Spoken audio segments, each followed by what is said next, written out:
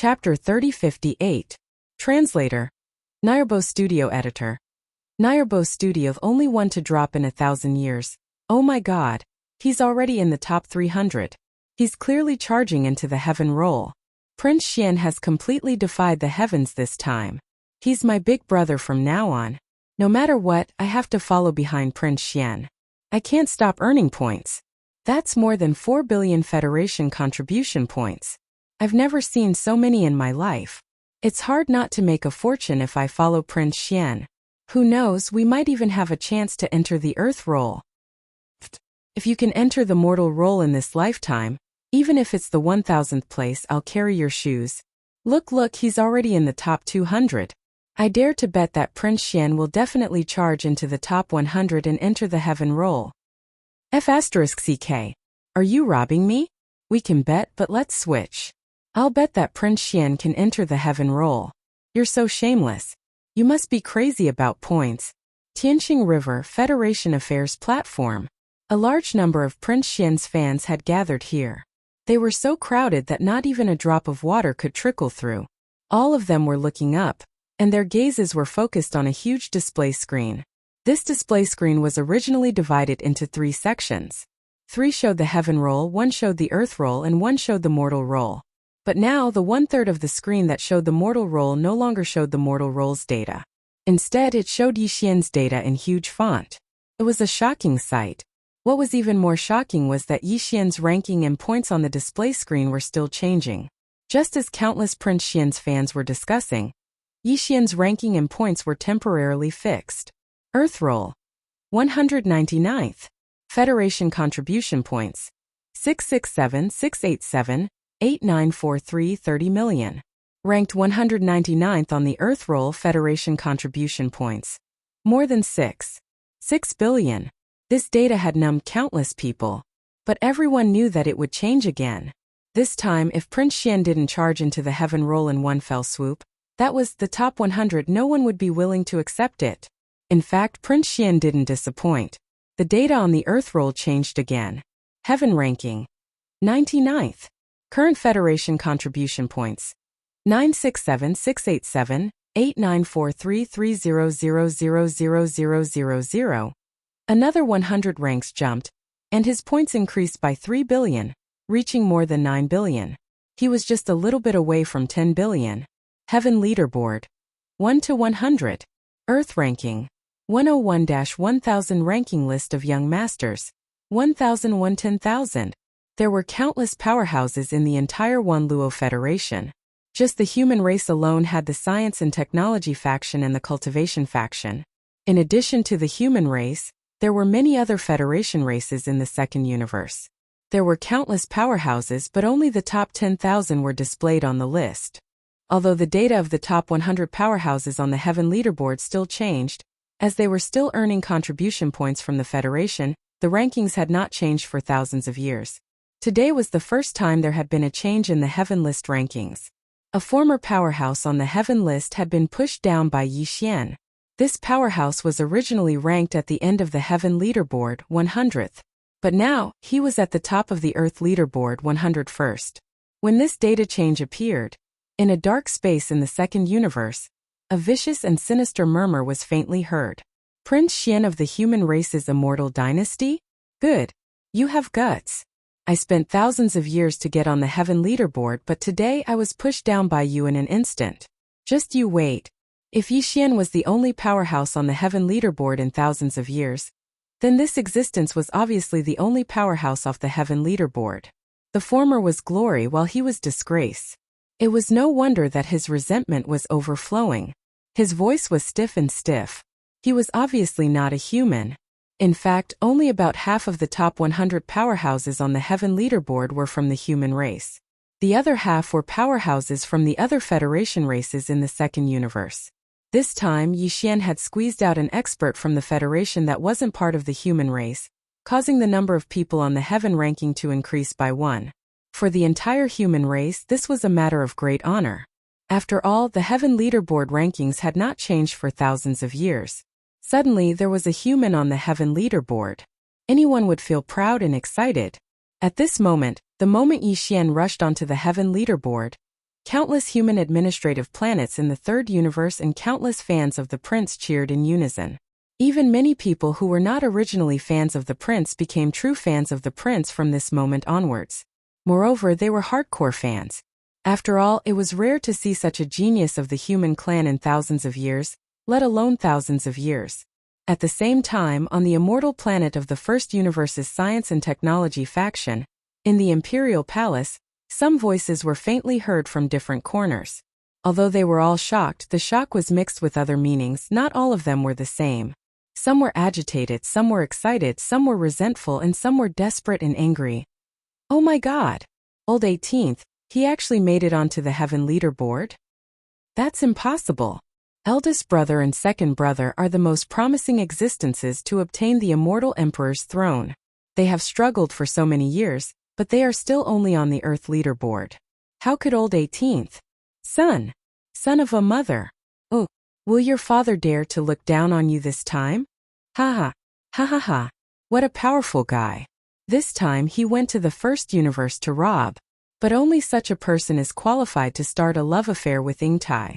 I think he will be back soon. In these days, I have to settle down with his old nanny and make her acknowledge Ingtai as her daughter-in-law. Damn it. Damn it. Is old 18th on steroids every day? How many times has it been? How can we live? Among them, there was even the voice of the immortal emperor. Heaven leaderboard? Old 18th, is this really you? However, whether it is or not, it really doesn't matter. It was a simple sentence, but it revealed too much information.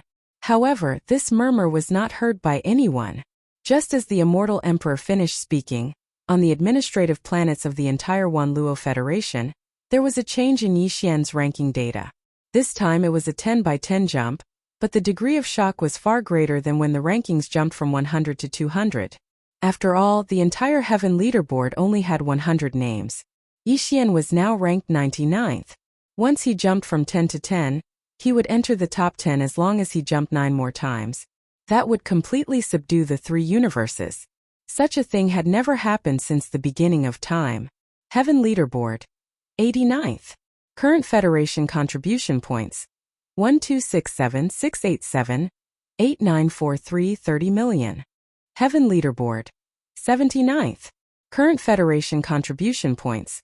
1767687, 8943 30 million. Heaven leaderboard. 59th. Current Federation contribution points. 2367687, 8943 30 million. Heaven leaderboard. 49th. Current Federation contribution points. 2967687, 8943 30 million. Chapter 3059. Translator. Nayarbo Studio Editor. Nayarbo Studio 11 Tich on the Heaven Roll Translator. Nayarbo Studio Editor. Nayarbo Studio. As Yixian charged into the top 50 of the Heaven Roll, the entire Myriad Luo Federation, including the first universe's Tianji clan, who had been secretly watching everything, fell silent. Everyone was numb.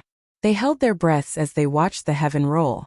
The only thing on their minds was whether Prince Xian could make it into the top 10 of the Heaven Roll. There were only 5 human powerhouses in the top 10 of the Heaven Roll. The other 5 were powerhouses from other races in the second universe's federation. These 10 people had occupied the top 100,000 spots on the Heaven Roll for nearly 10,000 years. Each one of them was a supreme existence in the entire Myriad Luo Federation. Many of them hadn't seen each other for thousands of years. If it weren't for the fact that their points on the Heaven Roll fluctuated occasionally, the entire Federation would have suspected that they had already died. It could be said that if Yixian could make it into the top 10, he would definitely be the next emperor of the everlasting dynasty. There were only 5 human powerhouses in the top 10. Even one more would be a great contribution to the entire human race. Just this point alone was enough for the everlasting dynasty to choose him as the next successor to the throne. After all, the invisible power to summon people was extremely terrifying. This kind of existence was like the spiritual pillar of a race. Sometimes, a single sentence from him could be more powerful than 1,000 soldiers and horses. This was also why the Tianji clan in the first universe and the higher-ups of the Federation in the second universe were paying close attention to this matter. The Myriad Luo Federation was formed by the human race and a large number of other races in the second universe. Although the entire Federation was united against the Tianji clan in the first universe within the Federation, the human race in the third universe and the other races in the second universe were secretly competing with each other. The changes in the top 10 of the heaven roll could indeed have a subtle effect on this kind of competition. Under everyone's gazes, Yixian's contribution points ranking changed again. Heaven roll 39th. Current Federation contribution points 3567, 687, 8943 30 million. Then it changed again. Heaven leaderboard 29th. Current Federation contribution points 4267, 687, 8943 300000000. In the end, he did it again. Heaven leaderboard 19th. Current Federation contribution points 5267, 687, 8943 300000000. After 3 consecutive changes, each time only 20 seconds apart, Yixian's ranking had entered the top 20, and his Federation contribution points had reached more than 50 billion. If Yixian were to jump one more time, he would be able to enter the top 10 of the heaven leaderboard with just one jump. The 3 changes in the data tugged at the heartstrings of the 3 universes. It was not an exaggeration to say that. In fact, when the 3rd change in the data was completed, Yixian's ranking on the heaven leaderboard was fixed at 19th. In the depths of Universe 2, a certain high-ranking member of the Federation couldn't take it anymore, and actually fainted on the spot because his heartstrings were too tight. It was impossible for this matter to spread. Perhaps Yixian wouldn't know about it for the rest of his life. However, to the people of the Federation, the name of Prince Xian of the human race's science and technology faction was akin to that of a devil from this moment onwards. Their leader was so scared that he fainted on the spot. In fact, even though this fellow was the first to faint, if Yixian were to jump up again with such a range of 10, the person who fainted from fright would definitely appear again. Even if there was only one more person entering the top 10 of the human race, it would have an extremely huge impact on the Wanluo Federation. Some existences who had important interests in this couldn't withstand this kind of stimulation. The stakes were too high. However, no matter how frightened those existences were, what was to come would come in the end. Yixian's ranking on the heaven leaderboard changed once again. This might be the last time, but that wasn't important anymore. This was because this time he jumped up the rankings again. Prince Xian had finally entered the top 10. Heaven leaderboard 9th. Current Federation contribution points 7667, 687, 8943 30 million. 9th on the heaven leaderboard. More than 64 billion contribution points from the Federation. No one paid attention to the more than 76 billion contribution points at the back. They had long since become numb to it. Everyone's gazes were fixed on the words, 9th. The difference between 9th and 19th wasn't too huge, but it was more or less the same. However, Prince Xian did it in the end and rushed into the top 10. No one had done it before, and no one would do it in the future. Throughout the ages, this was the first and only example. At this moment, several core higher-ups of the Federation in the second universe rolled their eyes and fainted one after another. It wasn't that they were weak, but they knew that the heaven leaderboard might not change even once in 1,000 years. The top 10 might not change even once in 10,000 years. Now that a prodigy of the human race had appeared out of nowhere, there was one more person who had rushed into the top 10 of the heaven leaderboard. Then, in the next 10,000 years, 6 of the top 10 of the heaven leaderboard would always be from the human race. In the entire Myriad Luo Federation, the human race was the dominant force. This situation could no longer be changed. That was why they fainted. After all, the competition within the Federation had never stopped. The many races of the Federation in the second universe had finally united together with great difficulty. They were on the top 10 of the celestial list and were on par with the human clan. Each of them occupied 5 positions. But now thousands of years of hard work had been destroyed overnight. Unfortunately, these higher-ups of the races in the second universe had indeed fainted for nothing this time. This was because Yixian's ranking on the heaven leaderboard had changed once again. When the data started to jump again, countless exclamations rang out. What? It's still changing? He's already in 9th place, my God. Could it be that His Highness the Prince wants to rush to the top 3 in one go? My little heart, don't tell me he's in first place? Aye, it's cramping. My heart is cramping. As these exclamations rang out, the data on the heaven leaderboard stopped jumping. This was indeed the last time, but the result made everyone dumbfounded. They almost suspected that this was a problem with the immortal-level superbrain of the Federation's main star network. This was because Prince Xian's ranking this time had fallen instead of rising. It wasn't that this kind of thing had never happened before. For example, there had been an unlucky person who had fallen out of the top 100 of the heaven leaderboard in the past 1,000 years. However, Prince Xian had always been rising and had never fallen. Therefore, when this kind of situation suddenly occurred, everyone really couldn't accept it for a while. This situation isn't right. Generally speaking, when one's ranking falls, it can only be because someone else suddenly rose and squeezed down. However, did you notice that Prince Xian has fallen to 11th? The person who replaced him, who just got 9th place, and the 10th place behind him clearly have the same data as before. That's right. Their contribution points haven't changed at all. Prince Xian dropped himself. F***CK. What kind of situation is this? He dropped 2 places in one go and had 10 billion contribution points deducted. What did His Highness the Prince do? Is this punishment from the main network? Looking at the heaven leaderboard in front of them, everyone was dumbfounded. Heaven leaderboard. 11th place. Current Federation contribution points. 6667,687,8943 30 million. 11th place. Total points.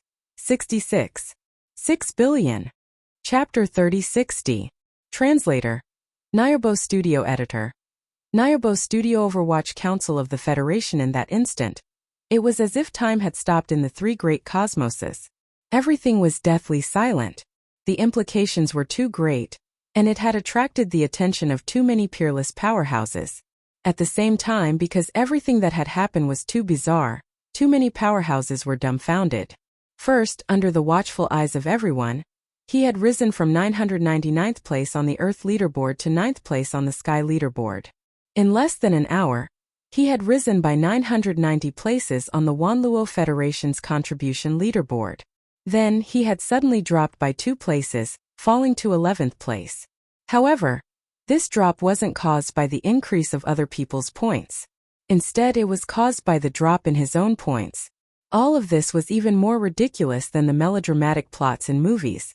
Even though they were witnessing it with their own eyes, they still felt as if they were in a dream. At that moment, everyone was in a daze. There was only one thing on their minds, and that was that Prince Xian had lost 10 billion Federation contribution points in the blink of an eye. His ranking had dropped by 2 places on the Sky leaderboard. Then what exactly had he done? What had he done to anger the heavens and cause the main control center of the Federation's main starry sky network, which was the immortal-grade superbrain on the immortal planet, to be so furious? This was only Prince Xian. He originally had more than 76. 6 billion points. After 10 billion points were deducted, he still had 66. 6 billion points left. If it had been anyone else, after 10 billion points were deducted, they would probably have had to work for the Wanluo Federation to repay their debts. They would never be able to make a comeback. However, this drop in ranking and the shocking deduction of points also reflected the fairness of the Federation's main starry sky network. This made those who were unhappy and wanted to criticize Prince Xian after seeing him earn more than 70 billion points in an hour, rising by nearly 1,000 places, wisely shut their mouths before they could say anything. However, what exactly Prince Xian had done had become an eternal mystery. It was just like how he had been able to earn points so quickly time and time again. It had only taken him 3 times to reach the top 9. It had become a knot in the hearts of countless cultivators in the 3 universes that could not be undone. Moreover, as his heaven list ranking dropped from the top 9 to the 11th in an instant, he stayed at the 9th place for less than a minute. It was completely negligible. The tension in Universe 2 was finally moderately relieved. Although the 11th place was only 1 place away from the top 10, it was not the top 10 after all. In the top 10 of the heaven list, there were still only 5 human elites on the list. The other 5 were elites from various Federation races in the second universe. The Myriad Luo Federation was able to maintain a weak balance between the 2 major planar factions. This kind of situation was what many people were willing to see. However, because of all this, countless elites from the two universes remembered Prince Xian. They remembered this young descendant who had made them tremble with fear and who had even caused a few of them to faint. While countless elites in the three universes were speculating about Prince Xian's mistakes, the Overwatch Council of the Myriad Luo Federation, which was located on the immortal star of the Everlasting Dynasty, immediately launched an investigation into this matter. It had to be mentioned that this was the headquarters of the Myriad Luo Federation. The Myriad Luo Federation was an alliance formed by the human race of the Third Universe and a large number of other races in Universe 2. Their power included the Third and Second Universes. However, their headquarters was located on the immortal star of the human race's science and technology faction in Universe 3.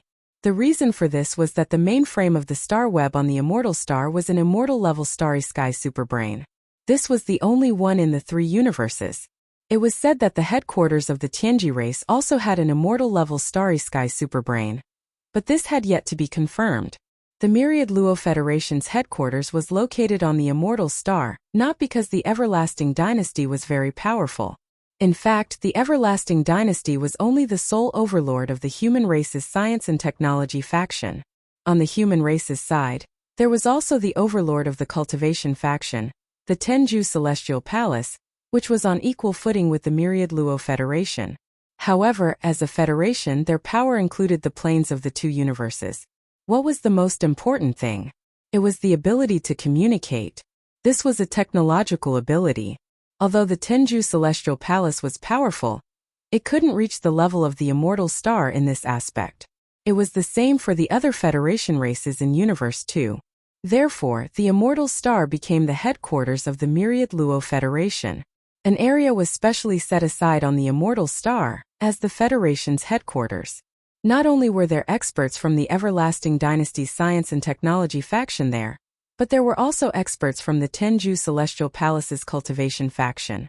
There were also representatives from the other Federation races in Universe 2. Basically, this headquarters was equivalent to the United Nations of Yixian's previous life on Earth. The general meaning was similar. The experts of the Myriad Luo Federation headquarters on the immortal star were also paying attention to Yixian's sudden rise to the celestial leaderboard as Prince Xian. In the end, when Yixian fell from 9th to 11th, the Overwatch Council of the Federation immediately launched an investigation. Although it wasn't unprecedented for the Federation to deduct points, there were only a few cases in the history of the Federation. Moreover, every case was a major incident when investigated. Usually, the central system of the Federation's main network deducting points was an incident that caused the Federation great losses. Because of this, although the central system of the Federation's main network had already deducted points, the Federation's Overwatch Council didn't think that this was the end. They would continue to investigate.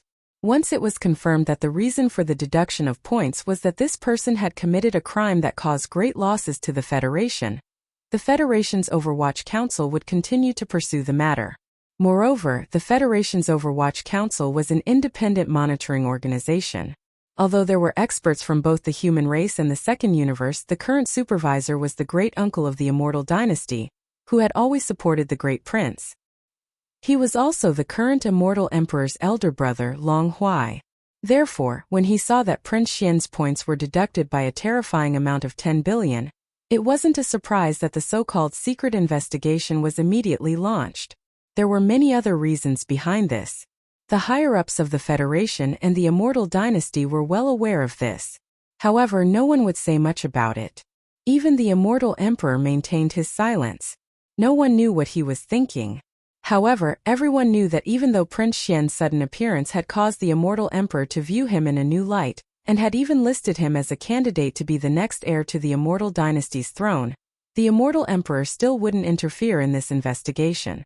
In order to become a qualified Immortal Emperor, other than being able to make waves behind enemy lines, one also needed to have methods within oneself. If Prince Xian couldn't even pass this test and fell into the hands of the Overwatch Council, then he also didn't have the right to inherit the Immortal Emperor's throne. Chapter 3061. Translator. Endless Fantasy Translation Editor. Endless Fantasy Translation Old Bastard. The journey from the wormhole in the depths of the graveyard star field to the heavenly river star at the edge of the graveyard star field was actually quite long. Even a massive object like the Starry Sky Fortress needed half a day to perform a space jump. During this process, the flagship fortress that Naples was in had already contacted the Heavenly River Star. Through the Heavenly River Star's administrative star network, it connected to the higher-level star network. First, it connected to the Heavenly Dust Star Nation, then to the Heavenly Underworld Star Imperial Capital. Step by step, it connected to the main star network of the Everlasting Dynasty. The news of Prince Xian's return was immediately reported to the Everlasting Dynasty. At the same time, everything that happened on the Federation's contribution ranking was also fed back to the fleet of human fortresses. All the soldiers in the 5 Starry Sky Fortresses were completely dumbfounded when they heard that Prince Xian had actually made it to the 9th place on the Heaven leaderboard. Immediately after that, when Prince Xian dropped from the 9th place to the 11th place due to the deduction of his own points, everyone in the fortress fleet came back to their senses. Their expressions were extremely strange. To them, this kind of thing was like a legend, including Naples the Purplish Warbler and Imperial Uncle Long Tianba. The only difference was that Imperial Uncle Long Tianba was stunned for a while before he laughed out loud. He naturally realized that this matter would definitely bring a lot of trouble to Yi Xian. His eldest brother Long Huai, who was in charge of the Federation's Overwatch Council, had always supported the first prince. Now that Prince Xian was like the sun in the sky, Imperial Uncle Long Huai couldn't just sit by and do nothing. He would also be able to benefit by supporting the second prince, Long Tianba, if he dealt with Prince Xian. Although the Purplish Warbler didn't understand the pros and cons of this matter, as the 3-star general of the Immortal Army, Naples understood. He immediately rushed to the cabin where Yi Xian was in seclusion and requested to see the first prince. In fact, Yi Xian had already expected that the Federation's contribution ranking would skyrocket when he returned to the 3rd universe. However, he didn't expect it to increase to this extent, and he actually rushed to the top of the Heaven leaderboard. Originally, according to his estimation, rushing to the bottom of the Heaven leaderboard was already good enough. Of course, this was a good thing. The only thing that puzzled him was, why did he suddenly fall back to the 11th place after reaching the 9th place? He didn't really care about the difference of 2 ranks, but the deduction of 10 billion Federation contribution points made his heart ache. How many good things could he get with that amount of points? Therefore, Yi Xian was very concerned about this matter. He had not thought that the Federation Overwatch Council would target him because of this matter. Just for the 10 billion points deducted from the Federation, Yi Xian could not casually act as if nothing had happened. One had to know that back then, the level 9 gene cultivation fluid only cost 10 million per tube. 10 billion could be exchanged for 1,000 tubes. At the thought of this, Yi Xian had the urge to kill. However, no matter how hard he racked his brains, he still couldn't figure out where the deduction of 10 billion Federation points came from. Since it was a deduction of points, it naturally meant that he had done something that made the Federation lose a lot of money. Yi Xian had no idea at all about this kind of thing. Just as he was alone in his cabin, deep in thought, the slightly panicked Naples arrived. Yi Xian really wanted to hear his opinion. Since he couldn't figure it out himself, he might as well ask this high-ranking military officer who had always been working hard on the Undying Planet for advice. Perhaps he would gain something. This time, because they were discussing confidential matters, Naples came alone. Not to mention the Purplish Warbler. He didn't even bring his trusted advisors. Once he entered Yi Xian's cabin, Naples waited for the door to close and immediately said nervously, "Prince, I'm afraid this is going to be a disaster. The deduction of 10 billion Federation contribution points is definitely enough for the Federation Overwatch Council to investigate you. To be able to make the Federation's main network deduct such a terrifying amount of contribution points, it means that the person you killed is definitely not an ordinary person." Demon spy? Hearing these 4 words, Yi Xian's heart skipped a beat. Sure enough, there was something. He immediately asked, "Why are you so sure that I was deducted 10 billion contribution points because I killed a demon spy? Isn't it obvious?" Naples shook his head and smiled bitterly. "You've always been in the 1st universe. What else could you have done there that would have a huge impact on the Federation and cause a huge loss? That's a slave race of the Tianji clan, and you've always been in the demon sector. So, you must have accidentally killed a demon spy who was bought over by the Federation long ago. That's why it was recorded on the Federation's interstellar mercenary card. Of course, the virtual mercenary card has no self-consciousness. It will only evaluate how many contribution points you've done at that time is worth as a reward, or how many contribution points should be deducted. It won't report back what you've done specifically. This is also for the sake of confidentiality. This is recognized by the Federation. Otherwise, who would dare to use this kind of virtual mercenary card? But it's also because of this that the Overwatch Council has the opportunity to make things difficult for you. After all, they're the ones investigating, and the final result is all up to them. You have no way to refute them. The current head of the Federation's Overwatch Council is the Great Imperial Uncle Long Huai, who has always supported the Great Prince. He won't let go of this opportunity to suppress you. After all, Your Highness now is indeed like the sun in the sky. Yes, what you said makes sense. It's just, who is this guy? General Naples' words made Yi Xian feel as if he was suddenly enlightened. However, Yi Xian didn't care about the Great Imperial Uncle, who was the head of the Federation's Overwatch Council at that time. He quickly fell into deep thought and his mind quickly turned. He pondered about who the despicable person who caused him to lose 10 billion Federation contribution points was.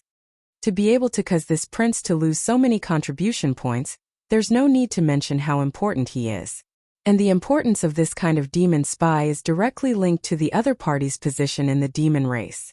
Therefore, the identity of the other party should be investigated from top to bottom. After muttering a few words to himself, Yi Xian's eyes quickly lit up. In almost an instant he had a result. Then a dull expression appeared on his face.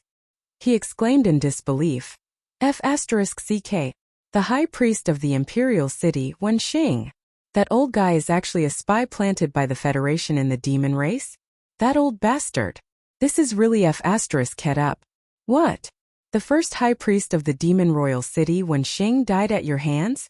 That's a master of the Heavenly Passage realm.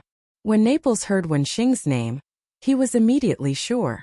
Only such a high position and value to the Wanluo Federation was enough to cause Prince Xian to lose 10 billion contribution points.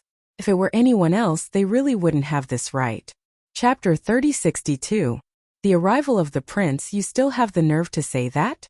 Naples was clearly blasted into pieces by your cannon. This prince only participated in the scheme against him. When Yi Xian truthfully told Naples everything that had happened, the latter was dumbfounded on the spot. After a long while, when he came back to his senses, his face was full of embarrassment. After a short while he said weakly, "In that case, this old subject seems to have tricked your highness again. But this time you really can't blame me. If you want to blame someone, you can only blame that Wenxing for being too unlucky. As a demon spy who had been bought over by our human race, he had already muddled his way to the high position of High Priest of the Demon Imperial City, but in the end, he ended up like this. He was killed by our own people without knowing anything. It's really more sad than being F***ed. In addition, this is also a turning point for us." At this point Naples grinned and said, "Although we still don't know which higher up on the side of the Myriad Luo Federation directly contacted a high-level insider like Wenxing to be in charge of this matter, the last time I led the fleet to the demon domain, there was a high-level chess piece like Wenxing on the side of the demon domain, but this person actually didn't inform me at all. He clearly committed the crime of dereliction of duty.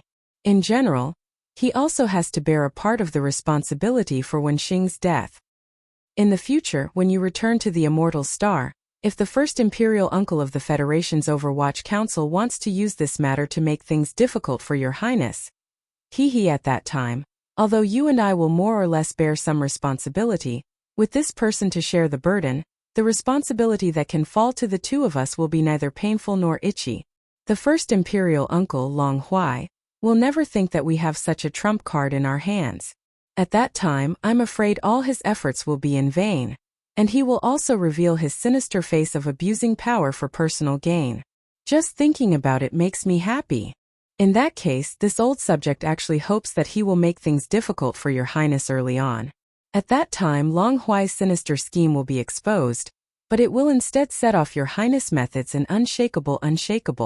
I'm afraid it will leave an even deeper impression in the immortal emperor and the entire imperial family. We will have profited from this disaster." At this point, Naples was already beaming with joy. His previously incomparably worried appearance was instantly swept away. In response, Yi Xian shrugged his shoulders and did not respond. In reality, he did not take what Naples said to heart at all. Even if the so-called Great Imperial Uncle Long Huai had the status of director of the Federation's Overwatch Council, Yi Xian still did not take him seriously.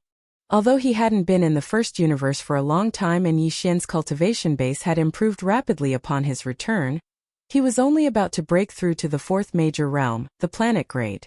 He could only be considered passable. He was still far from a true expert. However, in terms of foundation, he was already worlds apart from when he had left. His gains in the first universe this time were enough for Yi Xian to look down on the Grotto Heaven realm, and even the supreme existence of the Mystic Light realm. He did not want to reveal some of his methods, but if he was forced into a corner, he could just fall out with them. With his current reputation in the three universes, even if he fell out with some of the higher-ups of the Immortal Emperor dynasty, they would definitely not dare to brazenly defame him.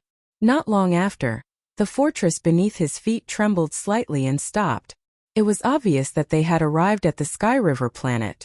Even the Sky River planet's star dock could not contain 5 such huge starry fortresses, so they all stopped in the void.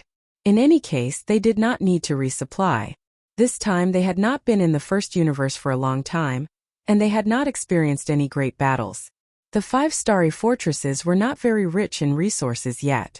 As for why they stopped here temporarily, it was just a formality. After all, billions of fans were gathered here. Since Prince Xian had returned to the human race from the first universe, if he directly returned to the immortal planet, it would seem too unreasonable. The billions of fans would be greatly disappointed, and this would be extremely detrimental to Prince Xian's reputation. Hence, the fleet temporarily stopped at the Sky River planet this time. In fact, it could be seen as a show. It was also because of this reason that Imperial Uncle Long Tianba did not even show his face, let alone leave the fortress.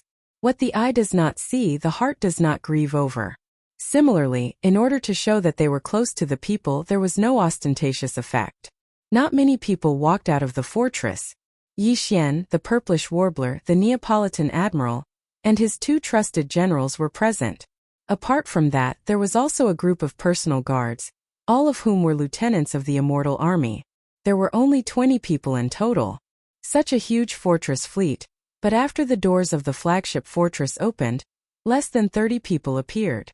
This scene even seemed a little cold and cheerless. This made the welcoming party and the prince's fans, who were already crowded outside the atmosphere of the Sky River planet, feel very surprised. At the same time, there were also exclamations of astonishment. Sigh, as expected of a prince. The higher the position, the more approachable he is. Look at him and then look at us. This realm is really not just a little bit different. Yes. If it were me, I would probably have thousands of troops opening a path in front of me. Seeing Prince Xian like this, I seem to have understood something. It's him. It's really him. Back when Prince Xian was on the Sky River planet, I was very familiar with him. I recognized him at a glance. F***CK. Can you be any more shameless? Scram, I was going to say that Prince Xian is our big brother. As these words rang out, Bai Zhongjun and Zhao Long, who were at the forefront of the crowd, turned their heads and looked at each other. Immediately, they came up alone with smiles on their faces. Originally, they were followed by hundreds of personal guards, but at this moment, when they saw that the prince was so low-key, they immediately retreated. In this kind of situation, all the tones had to be in tune with the prince. Seeing these 2 guys, the purplish warbler's face instantly darkened. When she came to the Sky River planet before, she was preoccupied with important matters and didn't have the time to argue with these 2 insidious people. But today it was different. Yi Xian keenly noticed this and turned to ask, "What's wrong?" When you and Lulua were taken away by the black light of the black wind, the escort fleet of these 2 guys immediately returned. However, it was not to rescue you but to kill you. The space pirates were killed by them. Even I, at that time, would have died if it weren't for the protective treasure of my clan. In addition, after these 2 guys returned to the Sky River planet, they didn't immediately report the news that you were taken away by the demons. Instead, they concealed it and pretended not to know. Later, when you suddenly rushed into the ranking list of young masters, I knew that you were still alive. Only then did the experts of the Sky River planet know that Prince Xian had fallen into the hands of the demons and launched a counterattack. What? Such a thing happened? Chapter 3063. Translator. Endless Fantasy Translation Editor. Endless Fantasy Translation. To kill or not to kill? Who would have thought that these two fellows would turn hostile so quickly? They had just sent Yi Xian away. And now that he had been captured by the demons, they wanted to kill him immediately. They were rotten to the core. Thinking of this, Yi Xian immediately shouted angrily, "Men, give this prince! Take him!" Who would have thought that there would be such despicable, shameless, and daring people in this world? Back when Prince Xian was captured by the demon scouts, not only did you not report it immediately, you even wanted to kill him to cover up the truth so that he would not be implicated. How preposterous! Admiral Naples heard the purplish warbler's words clearly, and was immediately enraged. Following Yi Xian's roar, he raised his hand and pointed at Bai Zhongjun and Zhao Long, who were approaching but were completely stunned by Yi Xian's roar, and reprimanded, "Take them down immediately, including their direct descendants and confidants. Kill them all on the spot." Boom! Rumble! As soon as Admiral Naples' words fell, 100 small fortresses, each with a diameter of 5,000 meters, rushed out from the 5 starry sky fortresses behind him and spread out in an orderly manner. In the blink of an eye, they surrounded the entire heavenly river star. Not to mention the human masters, even a bird couldn't escape. This was the advantage of an interstellar fortress. Normal battleships, even if they were huge fortresses with a diameter of 10,000 m, would only carry mini patrol ships. However, for a colossus like an interstellar fortress, the patrol ships inside would be upgraded to mini fortresses with a diameter of 5,000 m. A space fortress could easily carry dozens of small fortresses. Now that 100 of them were deployed together, it was obvious that they were still holding back. Very quickly, from these 100 small fortresses, elite troops of the Immortal Army rushed out. Some of them began to capture outside the atmosphere of the Sky River planet, while more rushed into the atmosphere to capture. Although Bai Zhongjun and Zhao Long had controlled the military and political power of the Heavenly River planet for many years, it was impossible for them to corrupt all the powerful cultivators of the Heavenly River planet. Those who had been lying low saw the opportunity and immediately broke out and pointed out the culprits, which made it very convenient for the capture.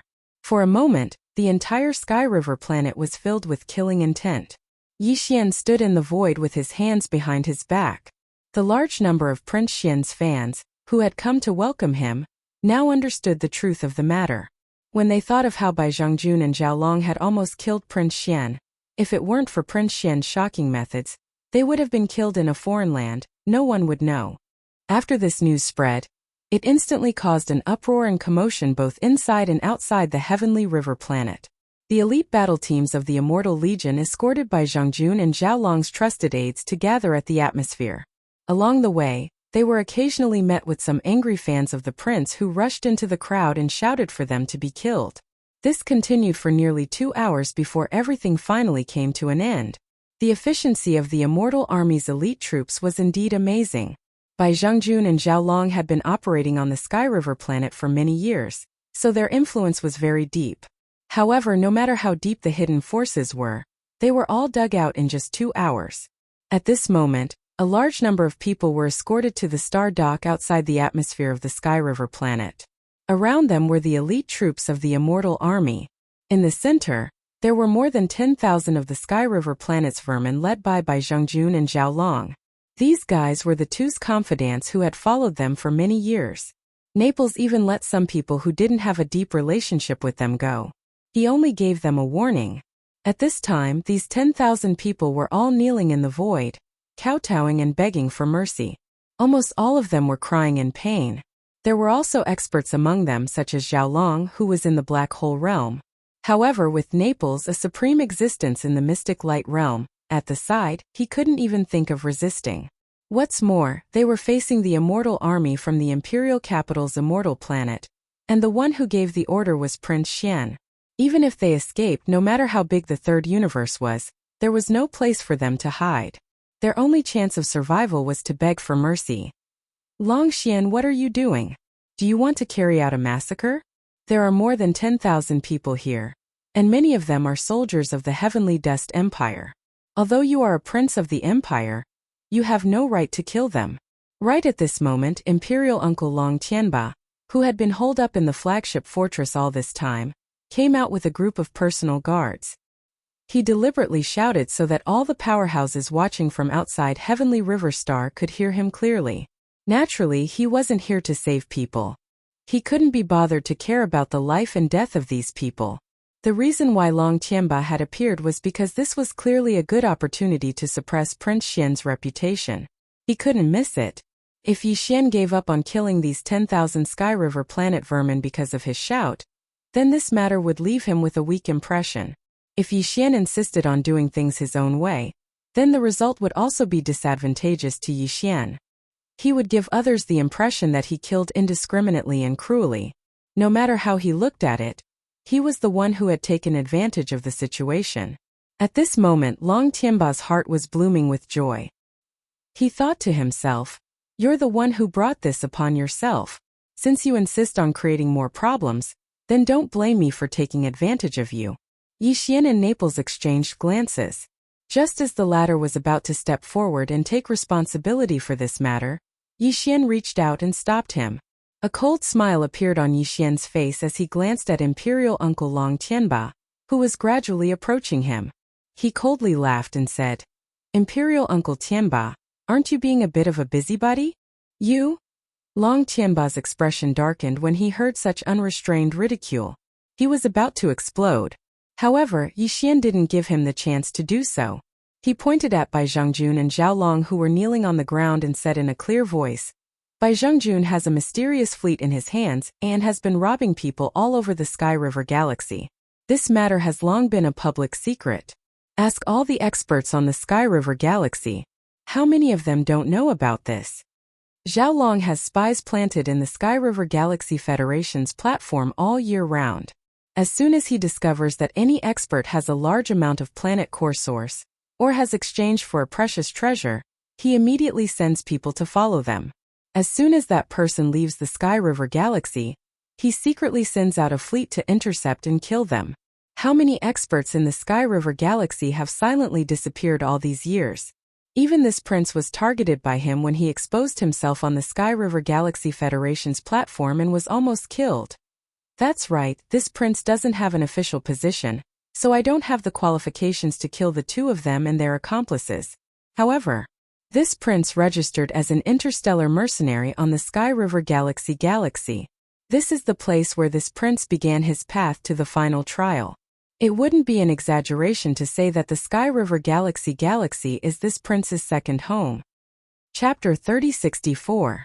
Confident in his mind today, I won't say whether I should kill him or not. I'll leave this matter to the countless experts of the Federation, both inside and outside the Sky River Star. Yi Xian then turned to look at the tens of thousands of Prince's fans in the distance and shouted, "This bunch of scumbags, tell me, kill him or not?" Using the situation to his advantage actually made him more popular. Long Tianba's expression instantly changed, and his heart sank to the bottom of his stomach. This person was not easy to deal with. "Kill! Kill! Kill!" Yi Xian's words ignited the anger of countless experts inside and outside the Sky River Star. Shouts of "kill" could be heard from the experts outside the Sky River Star's atmosphere. Even within the Heavenly River Star, waves of killing cries rang out. They also heard Yi Xian's words, so it was impossible for them not to react. In an instant, Yi Xian neutralized Long Tianba's sinister plan and used it to win the hearts of the people. After this incident, Prince Xian gave people the impression that he was not only unafraid of power, but he even dared to refute the imperial uncle's rebuke. He was the embodiment of justice and would never hide his sins. Furthermore, he was vigilant in his actions and his methods were brilliant. All of this was clearly beneficial to his reputation. It was only a matter of time before he soared to the heavens. The hearts of the people were not to be bullied. At this time, Bai Zhengjun and Zhao Long finally realized this point. They were not going to die at the hands of Yi Xian today.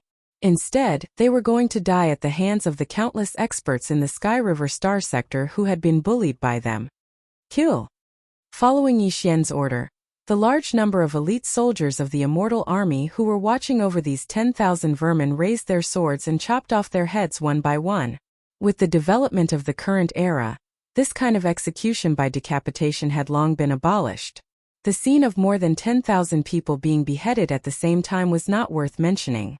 However, Yi Xian still did it. He would not let go of this opportunity. If it were any other occasion and he dared to do so, it would definitely cause a commotion. Someone with ulterior motives would secretly fan the flames, and Prince Xian's image would be shrouded in a bloody and bloodthirsty shadow. But today was different. Today, countless experts in the entire Sky River sector were speaking out in unison. Therefore, even if the scene of tens of thousands of people being beheaded at the same time spread, which was shocking, no one would dare to make a fuss about it.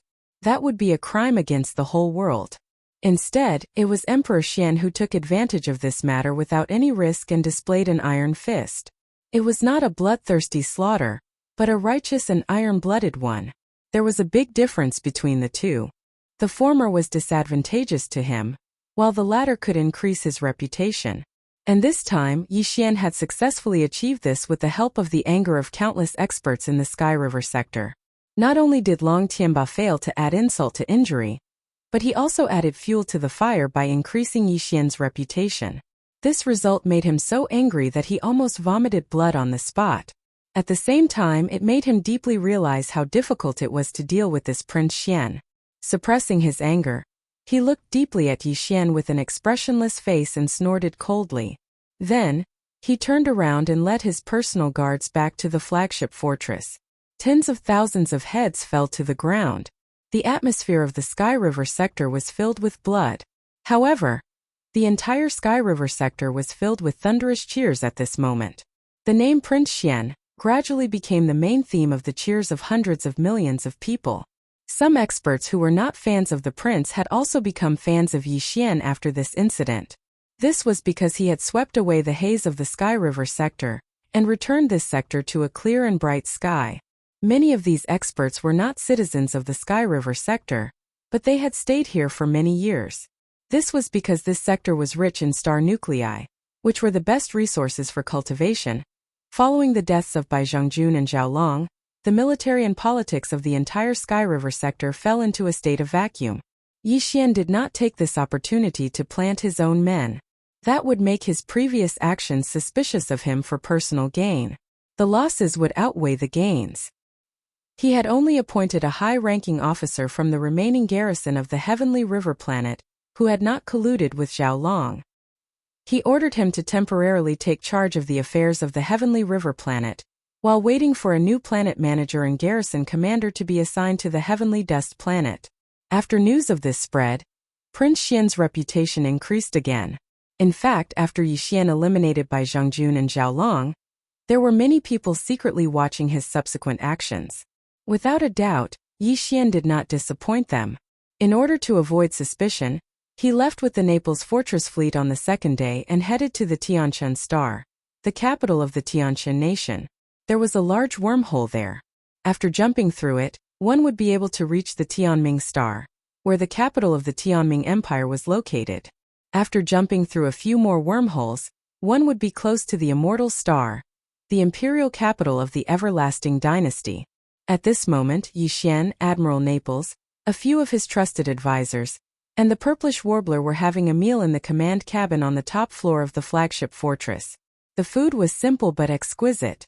There was also some spirit wine specially prepared for Prince Xian and the Purplish Warbler. Naples was still on the march and was not allowed to drink. Although we did a good job on the Sky River sector this time, it's still a bit of a pity. There were no outsiders here. They were all on the same side. Therefore, Naples did not hide anything in his words. He said bluntly, although the Sky River sector is only an administrative planet under the jurisdiction of a small country like the Tianquan nation, due to its extraordinary geographical location, it is the closest administrative planet to the graveyard sector of the human race. Therefore, it is of special significance. The graveyard sector of the graveyard sector is not only rich in star core sources, but the wormhole from the third universe to the first universe is also deep in the graveyard sector of the graveyard sector. Although your highness has a great reputation now, you don't have a territory. If you could get the Sky River sector, Speaking of this, Naples shook his head again and sighed. Obviously, he was quite regretful that he could not seize the opportunity to take down the Heavenly River Star. How do you know that the Sky River sector does not belong to me? Due to this rescue incident, Naples and his military forces had long since been branded with Prince Xian's brand. In addition, he himself had followed him wholeheartedly, so Yi Xian had long since treated him as one of his own. Similarly, there was nothing taboo in his words. With a grin, Yi Xian continued, "Don't forget, the reason why Bai Zhangjun and Zhao Long are able to control the military and political power of Heavenly River Planet isn't just because of their own abilities, but because they have people behind them. In the Tianqian nation's capital, the Tianqian planet, the Zhao family is quite powerful. Bai Zhangjun also has a son who is an important official in the capital, so..." At this point, Yi Xian suddenly thought of the 10,000 or so experts of the Federation that he had released from the Myriad prison at the bottom of the Black Mosquito sector. Among them, a small number were the children of the aristocrats and even the upper echelons of the Tianqian nation. Chapter 3065. Translator. Neobo Studio Editor. Neobo Studio First Order Planet. Furthermore, with Prince Xian's current influence, even if Yi Xian didn't look for them, they would have taken the initiative to curry favor with him, hoping to make use of his influence to achieve a meteoric rise. Picking two from this group of people to control Sky River Star was the best strategy. No one knew that they were related to Yi Xian. This way, not only would they be able to control Tianhe Planet, but they would also be able to avoid suspicion of Prince Xian's previous actions. Thinking of this, Yi Xian smiled mysteriously. This trip to Tianqian Nation seemed to be quite interesting. Now that Bai Zhangjun and Zhao Long had been dealt with, if they didn't give the Purplish Warbler an explanation for the Lulua incident, it would be even more difficult to explain in the future. As such, after dinner, Yi Xian decided to take the opportunity to take a stroll and tell them the entire truth. He wouldn't hide anything and would tell them everything. As a space fortress with a diameter of 100,000 meters, which was 100 kilometers, not only did it have many levels, but each level was also very spacious. Even the command cabin on the top floor had a leisure area that was more than 10 kilometers in radius.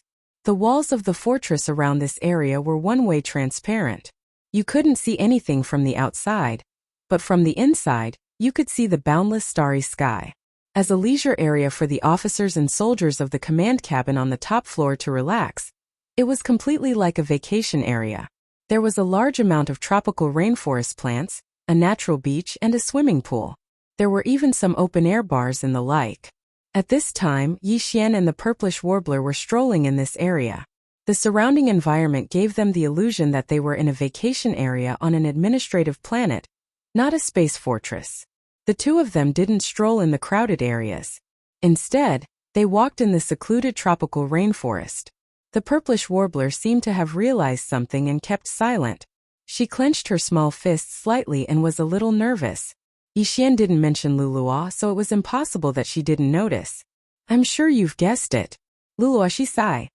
With a sigh, Yi Xian revealed everything that had happened that day.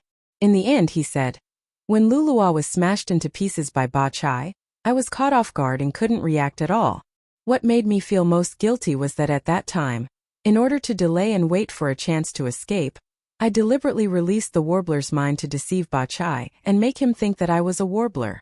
And this happened to Lulua. She was killed by Ba Chai's favorites. She was deceived by someone she trusted. This is my greatest guilt." As he spoke, ye warblers and warbler warbler warbler, warbler warbler, warbler warbler, warbler warbler, warbler warbler studio, warbler warbler to studio warbler warbler warbler warbler studio to studio warbler studio. T warbler. S warbler. S mind. Warto him to demon's level power, T test strength S him. Warto to test war. Sigh. Seeing that Yi Xian had displayed the demonkin's mental power in front of him, this was a huge secret. Yi Xian had already shown his sincerity. Thinking about this, Xin Yuanziying sighed and shook her head. She smiled bitterly and said, "Forget it, you can't be blamed for this. It wasn't easy for you to survive that situation. If you didn't have the demon's mental power to confuse the other party, I'm afraid you would have died. Lulua grew up with me, and she was also an orphan. Now that she's gone, at least she won't have to worry about her family anymore. I'm sure she'll find out the truth in heaven and forgive you. After all, in that situation no one could have done better than you. Ba Chai is still alive. He's in the Black Wind ship. Moreover, I've already subdued him and made him my demon slave. During this period of time I haven't used him to do anything for me because I was worried that if I used him too much, I might develop feelings for him as a servant. When that time comes I won't have the heart to kill him. I've kept him especially for you. When the time is right I'll hand him over to you. You should personally avenge Lulaw. You can actually subdue a rank 9 black hole being as a slave? What's your cultivation level? Although Yixian had already revealed his pet, the Bloodbend Prince, and the Bloodbend Prince was a supreme existence at the first level of the origin realm, it was still a mosquito beast. Subduing a mosquito beast as a pet beast, and subduing a demon as a slave were two completely different things. Even if a mosquito beast had developed some intelligence, how could it have the intelligence of a demon powerhouse? Therefore, subduing a rank 9 black hole realm demon as a slave was more shocking to the purplish warbler than subduing a rank 1 origin realm mosquito beast as a pet beast. At this moment her face was filled with shock. She turned to look at Yixian with disbelief. If I were to say that my true cultivation level is rank 9 black hole realm, maybe I'll be a rank 1 planet warrior after reaching Tianshan Star because I'll be going into seclusion to cultivate later. Also, I'm not Prince Xian, I'm just Yixian. At this point, Yixian paused and looked at the purplish warbler with a strange expression. He continued. You're my friend and I don't want to lie to you. Would you believe me if I said this? Like hell I'd believe you. How can you go from rank 9 black hole realm to rank 1 planet warrior after one seclusion? Do you think I'm a 3-year-old girl? The purplish warbler immediately rolled her eyes and blushed. She glared at Yixian flirtatiously. You big bad guy, how dare you say you treat me as a friend? And I'm calling you Big Brother Yi again and again. Haven't you lied to me before? Bad guy. After she finished speaking, Xin Yuanzing lowered her head and immediately ran away with small steps. This girl, it seems like she's falling in love with him. Don't tell me she's in love with this prince? In all honesty, I'm a little handsome, but I really don't intend to make a move on her. Seeing the purplish warbler run away shyly, Yixian made a small joke. Then he shook his head and smiled bitterly. No one believes me when I say the truth. What kind of world is this? I can only blame myself for being too outstanding. After dealing with Lu Luo's matter, Yixian's state of mind suddenly became clear. The knot in his heart completely disappeared. This was also why he said that he would be going into seclusion to cultivate later. This kind of huge change in state of mind was the easiest to trigger a breakthrough in cultivation level. Yixian had encountered this kind of thing twice before, so he could be considered to have a lot of experience and insight. In addition, he didn't hesitate to invest a large amount of planetary core origin, and he also had the devouring system to help him absorb the planetary core origin. A small breakthrough in cultivation level was really nothing. Although the purplish warbler couldn't understand or accept this, to Yixian, this was completely normal. After returning to his cabin, Yixian immediately began his seclusion. Chapter 3066. Translator. Endless Fantasy Translation Editor. Endless Fantasy Translation. Celestial Dust. Stare. A day later. When he finished his cultivation and opened his eyes, the familiar system beep sounded in his mind at the right time. Ding! Congratulations to the host for leveling up. Current realm. First Order Planet Warrior. Yixian clenched his fists and smiled silently. The planet realm was the fourth major realm. Once one reached the planet realm, they would no longer be considered weak. He had finally entered the planet realm after entering space. After walking out of the cabin, he bumped into the purplish warbler in the resting area of the command cabin on the top floor of the flagship fortress. Yixian waved his hand excitedly. Look, Xing, I told you. I can break through after one seclusion. I'm now a first-order planet warrior. The purplish warbler froze for a moment, then her face turned red. Liar! How dare you flirt with me? Shameless! Yixian was immediately stunned. Even when Xin Yuanzing ran away with a bashful expression, he still wasn't able to react. In all honesty, this prince was just stating a fact. When did it become a big lie? Also, what the hell was with flirting with her and being shameless? How could one speak the truth in this world? On the side, Naples took in all this. He turned his head and exchanged a look with the two trusted advisors behind him. The three of them smiled mysteriously. The Xianyuan family is only a big family in the capital of Tianming Empire, one of the three empires under the imperial court. However, the Xianyuan family is in the business of genetic cultivation fluid. It's no small matter. That's right. Although they can't produce level 9 fluids, level 8 fluids are important. In the three empires, there aren't many families that can produce level 8 fluids. The direct descendant of the Xianyuan family is a good match for our Prince Xian. The key is that Xianyuan girl is not bad. If she can get together with our prince, the Xianyuan family will definitely support our prince. We'll pass by Tianming Empire on our way back to the imperial capital's immortal star. We'll make sure of this. Don't worry, General. When we get back to Tianming Imperial City, the two of us will personally pay a visit to the Xianyuan family. The three of them huddled together to conspire. With a few words they settled the matter. However, the person involved, Yi Xian, was kept in the dark and was completely unaware. Half a day later, they finally arrived at Heavenly Dust Star. The Tianshan Star was a small country within the Tianming Empire, one of the three great empires of the dynasty. It was the capital star of the Tianshan Empire. Although the three empires under the rule of the dynasty were all emperors, that was not the case for the small countries within the three empires. Some small countries had a monarch system while others had a federation system. Tianshan country belonged to the former, a monarch system. The Heavenly River Star was an administrative star of the Heavenly Dust country, but it was located at the edge of the Heavenly Dust Star field. As a small country, the monarch of the Heavenly Dust country was nothing in the eyes of the Tianming Empire. In a large empire there were many small countries like this. If they were placed in a dynasty that was above an empire, they were even less important.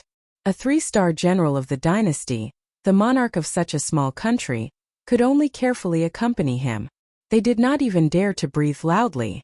Therefore, when the news of what happened in the Heavenly River Star reached the Heavenly Dust Star, the monarch of the Tianshan country was so scared that he almost wet his pants. Prince Xian's ruthless methods made the entire Heavenly Dust Star anxious. Everyone felt threatened. After all, the Heavenly River Star was an administrative star of the Tianshan country, and Bai Zhongjun and Zhao Long were appointed by the Tianshan country's capital. Strictly speaking, the two of them had almost killed Prince Xian, and the monarch of the Tianshan country could not say that he was not responsible. More importantly, even if Prince Xian did not intend to pursue this matter, the Tianshan country might not be able to avoid this crisis. The Tianming Empire's capital also needed to curry favor with Prince Xian. If the Tianshan country was used by the Tianming Empire as a sacrifice to curry favor with the prince, the consequences would be unimaginable. Fortunately, the prince had immediately left the Heavenly River Star and came to the Heavenly Dust Star. The Heavenly Underworld Empire had not reacted so quickly. Now that the prince's fleet had arrived, if the prince expressed that he would not pursue this matter further, the Heavenly Underworld Empire would naturally not pursue this matter further. Even if they wanted to curry favor with the prince, they would have other plans. Hence, to the Heavenly Dust Kingdom, no matter what, they had to do their best when Prince Xian descended on the Heavenly Dust Star. They had to strive to get the prince to express his stance and pardon their negligence. Otherwise, just the Tianming Empire's capital alone would not let them live peacefully. They would definitely be punished. In fact, Yi Xian had already expected this. Therefore, he thought that the monarch of the Tianshan country would have already made arrangements for this matter when he arrived at the Heavenly Dust Star. However, the grandeur of the other party still gave Yi Xian a huge shock. This time, the 5-starry sky fortresses were still parked in the void outside the Heavenly Dust Star's atmosphere. Just like the previous time on the Heavenly River Star, there were less than 30 people who walked out of the flagship fortresses. They were led by Yi Xian, the purplish warbler, Naples, and his 2 major generals.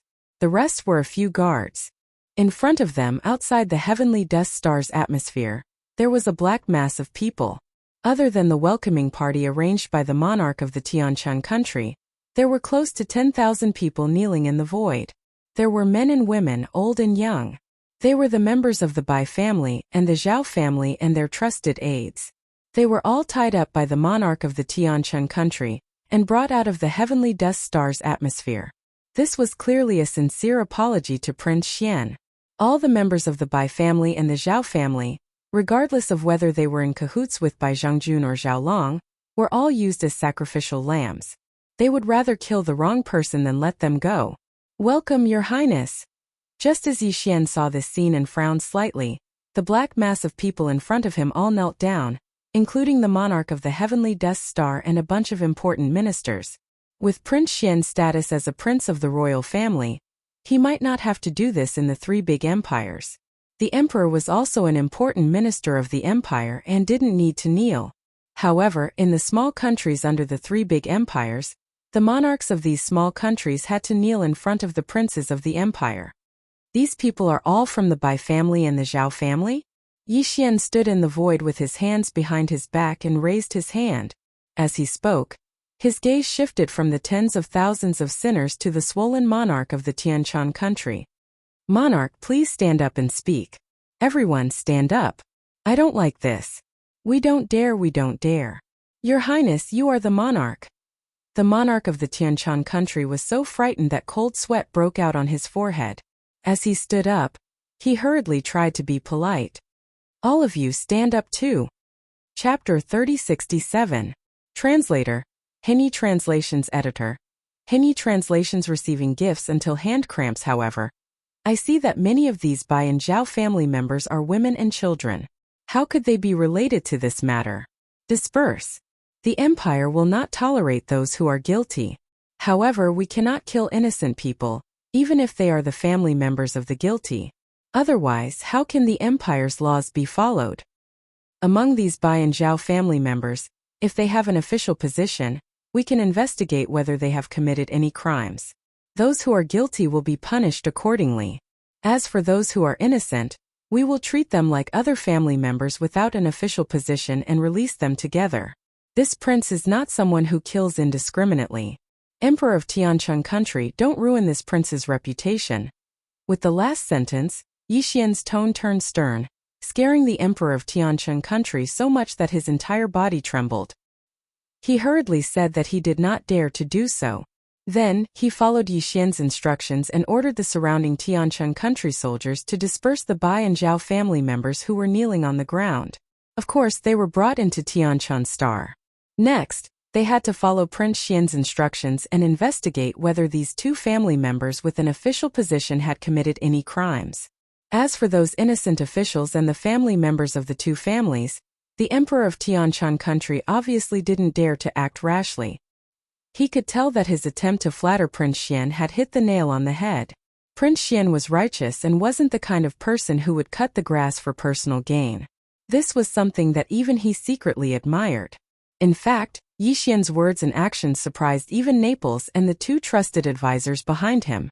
Usually, when faced with such a situation, since Prince Xian did not catch the culprit himself, he would just go with the flow and eliminate the source of the trouble.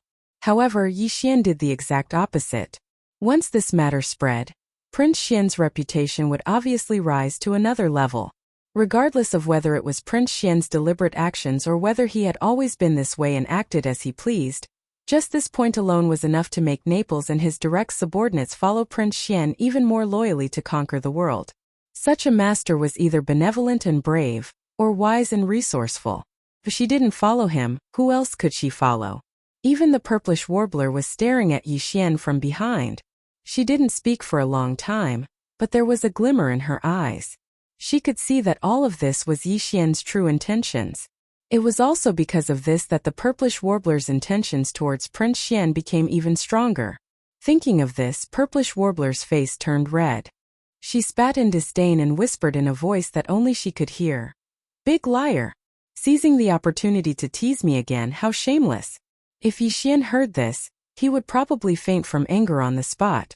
When this woman was unreasonable, she was truly invincible. As a large number of Heavenly Dust Nation soldiers moved out, the people of the Bai and Zhao clans, who were originally kneeling on the ground, thinking that they would not be able to escape today and would most likely be beheaded like the 10,000 people outside the atmosphere of Heavenly River Star 2 days ago, stood up one by one. Their faces were filled with surprise as they walked towards Heavenly Dust Star one after another. Among them, some were expressionless, while others were full of gratitude. Prince Xian was so righteous as to let go of the opportunity to implicate them. This was something that no one could remain indifferent about. No one noticed that among the thousands of people from the Bai and Zhao clans, there were two people whose gazes were particularly special. One of them was full of hatred. The other, however, was like the purplish warbler, exuding a glimmer of brilliance and vaguely carrying the intention to overthrow. The matter of the Bai and Zhao clans was just a small interlude. Very quickly, Yi Xian and the rest entered Tianqian planet under the protection of the Tianqian Emperor and the Tianqian nation's Chongchun soldiers. Although the Tianqian Emperor's flattery hit the nail on the head, the effect was more or less the same as what he had planned. It could be said that Prince Xian's words could be considered as a declaration of his position on this matter. To him, the crisis had already been resolved. Since even Prince Xian was no longer fussing over this matter, Tianming imperial capital could not possibly continue to pursue this matter. If they really wanted to use this matter to curry favor with Prince Xian, the result would probably be another slap on the horse's leg. Therefore, at this moment, the king of the Heavenly Dust Kingdom was in a very good mood. Even though the process was out of his expectations, in the end, he had achieved his goal. Moreover, he had also avoided the negative impact that too much killing would bring to his reputation. The ending could be said to be perfect. All of this was bestowed upon him by Prince Xian's righteousness. At this moment, the Tianqian Emperor, as well as the important officials of the Tianqian nation, were filled with heartfelt gratitude and admiration towards Prince Xian. They were all convinced. This time, Yi Xian didn't plan to stay in Tianqian planet for too long. The wormhole entrance to the Tianming imperial capital was in a void not far away from Tianqian planet. Originally, the stronghold fleet was heading there directly. The reason why Yi Xian decided to make a trip to Tianqian planet was actually only because of the Heavenly River planet. In order to hold the Heavenly River planet in his hands, he had no choice but to stay here for a short period of time. After entering Tianqian planet, the Tianqian Emperor directly arranged for Yi Xian to stay in the palace. However, Yi Xian rejected and chose to stay in the guest house outside the palace. That night, a grand banquet was naturally unavoidable. Imperial Uncle Long Tianba didn't think highly of such a small country, so he still didn't appear. After the banquet, in the guest house where Yi Xian was staying, several influential figures of the Tianqian nation started to come to deliver gifts one after another. Among them were the representatives of the Tianqian nation's emperor. This night, it wouldn't be an exaggeration to say that he received so many gifts that his hands were cramping up. However, the one who was cramping up wasn't Yi Xian, but the wretched mosquito butcher. Yi Xian let this fellow out. He was the most suitable person to handle this kind of situation. Although the wretched mosquito butcher was a demon, his appearance was no different from a human's. No one would probe his primordial spirit. Furthermore, he had a spiritual barrier, so Yi Xian wasn't worried that his identity would be exposed. In fact, even if his identity was exposed, it wouldn't matter. Yi Xian had previously said that he had subdued many demon slaves in the demon domain. This matter would be exposed one day. It was just a matter of time. There was no need to deliberately hide anything. That night, Yi Xian and Naples were discussing some matters in his guest house. Just as they were talking, the door was suddenly pushed open. The red-faced purplish warbler walked in, holding something like an account book in her hand. With a bang, she smashed the book onto the tea table in front of Yi Xian. Following that, the purplish warbler glared fiercely at him, her face full of bashfulness. "Big liar. Do you still have any shame? It's fine if you're acting like a hoodlum, but you actually sent your old servant to tease this young lady. You're so shameless." After saying this, the purplish warbler turned around and ran away with a red face. However, there was a hint of joy in her eyes. Earlier, when the wretched mosquito butcher brought the account book over, he said, "This is the list of gifts received tonight. Mistress, please take a look." It was this sentence that made the purplish warbler secretly happy, but at the same time, her face turned red. Chapter 3068. Translator. Nayarbo Studio Editor. Nayarbo Studio Timing Imperial Capital Xuanyuanxing was actually quite pleased with the way the wretched mosquito butcher addressed her as mistress. However, her reserved nature as a little girl made it impossible for her to remain indifferent to these two words. She did not react at all. Therefore, she immediately grabbed the account book and threw it at Yi Xian. After the purplish warbler left, the wretched mosquito butcher sneaked in stealthily. Looking at the dumbfounded Yixian, he asked cautiously, "Master, what happened to Mistress? I didn't tamper with the gift account book." At the side, Naples was dumbfounded. Black lines crawled out of his forehead as he looked at the wretched mosquito butcher with admiration in his eyes. This old man was truly an awesome person. She was a virgin, and she even addressed him as mistress upon meeting him for the first time. Thinking of this, Naples seemed to have suddenly thought of something and turned to look at Yixian thoughtfully. There was clearly a complicated look in his eyes. Like master, like servant. This old Guan was so wretched and acted so matter-of-factly just now, as if he had long been used to it. It seemed that this Prince Xian of ours was quite used to this. F***ck. Feeling the complicated look in Naples' eyes, Yixian instantly understood. His face darkened visibly as he opened his mouth and cursed. Then he waved at the wretched mosquito butcher at the door and shouted through gritted teeth, "Come here. Come here, I promise I won't beat this *t out of you." Master, I'm still boiling soup for mistress. I'll go check on the temperature first." The wretched mosquito butcher's neck shrunk as he instantly stiffened.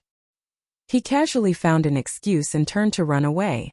Seeing all this, Yixian was dumbfounded. Could he still be considered a demon slave? The next day's lunch banquet was actually a farewell banquet. It was held in the National Banquet Hall of Tianshan Country. Other than the Emperor of Tianshan Country, some of the rich and powerful families of Tianshan Country were also present. In the huge National Banquet Hall, there were dozens of tables. It was a grand scene. This was also what Yixian had requested. Yesterday, he had expressed to the Emperor of Tianshan Country that he would depart for Tianming after the lunch banquet. At the same time, he hinted that before he left, he wanted to make friends with the younger generation of the Tianshan Country. The Emperor of Tianshan Country naturally agreed and didn't think too much about it. After all, Prince Xian was also a young man.